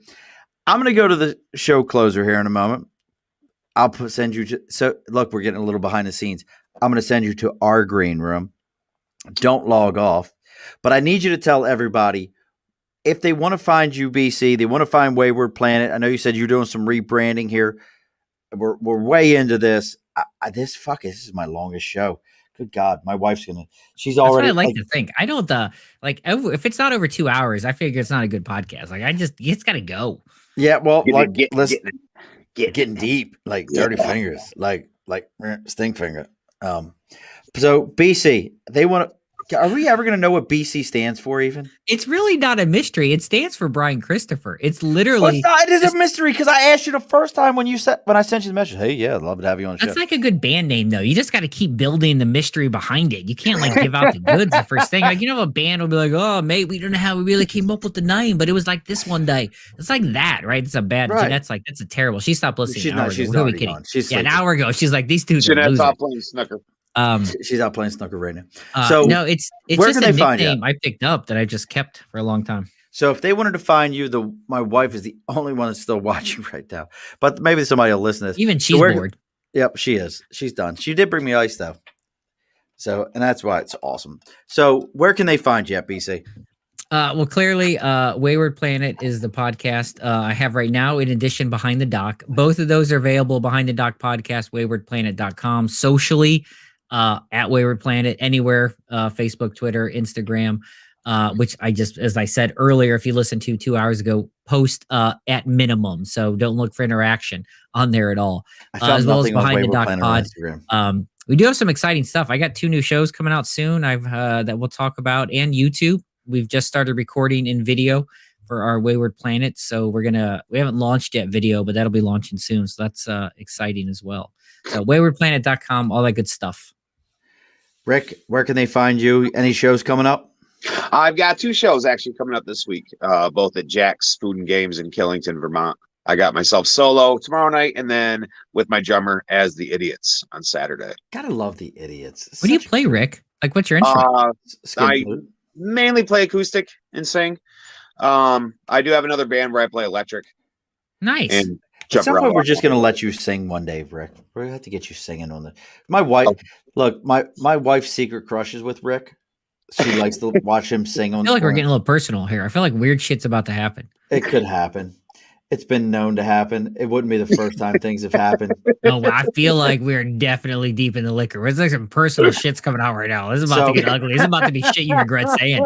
Right? You should have hit stop stream at some point, John, because this is about to be some point. super. This would be like, I wish I didn't.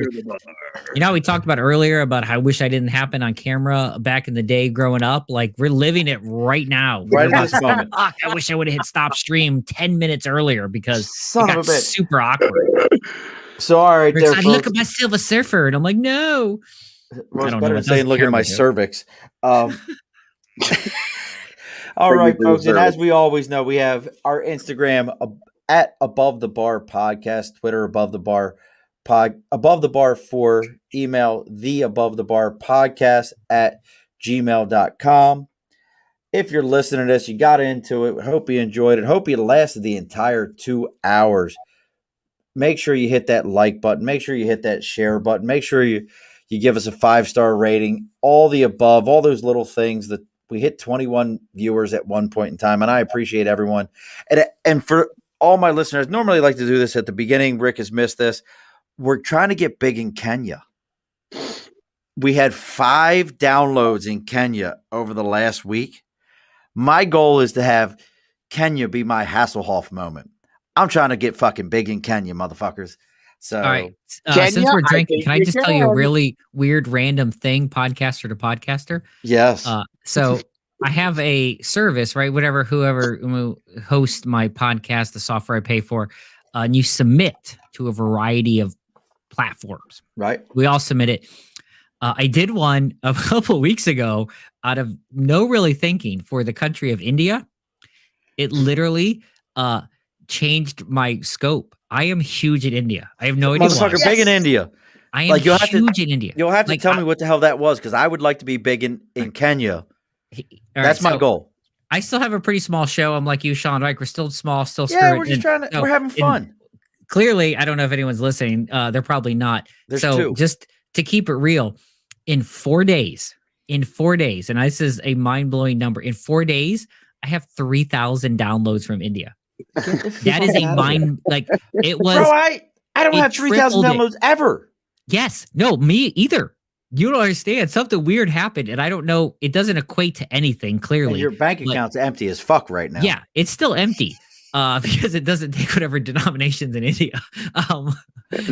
Yeah, something happened where the downloads, and I don't know what thing I submitted to, but this is because I'm like several drinks deep. I don't know what happened, but it's really weird, and I'm huge in India. That's what I learned. That's why we always got to belly up to the bar. Rick will get us home, folks, as we always say. If your service has like an Indian kind of podcast thing, submit it, because they'll start downloading. As I always say, Rick, Rick's our Uber driver. He's taking us back from the bar, folks. He's going to get us all home here. Got to make sure that happens. Make sure you check out all BC stuff. Get on there, check it out. Always BC. This was an awesome time. I had a blast. Next week, folks, make sure you check us out. We have, hopefully Rick will be able to make it if he's not doing a show. We got Fox Vicker. He's, and I don't know how else to explain this, but he's a amateur pro wrestler. But then we have the lead singer of the band Vorger. I'm probably pronouncing it wrong.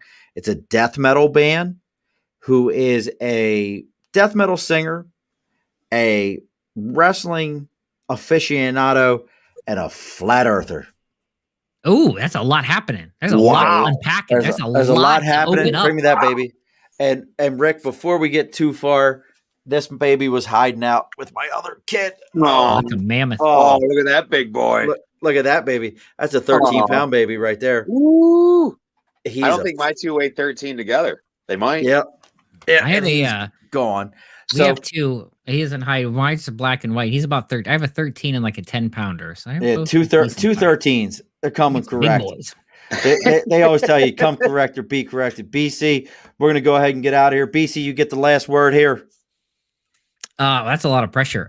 So stay awesome, everyone, every day. That's all I got. Be awesome. Be your best self all the time.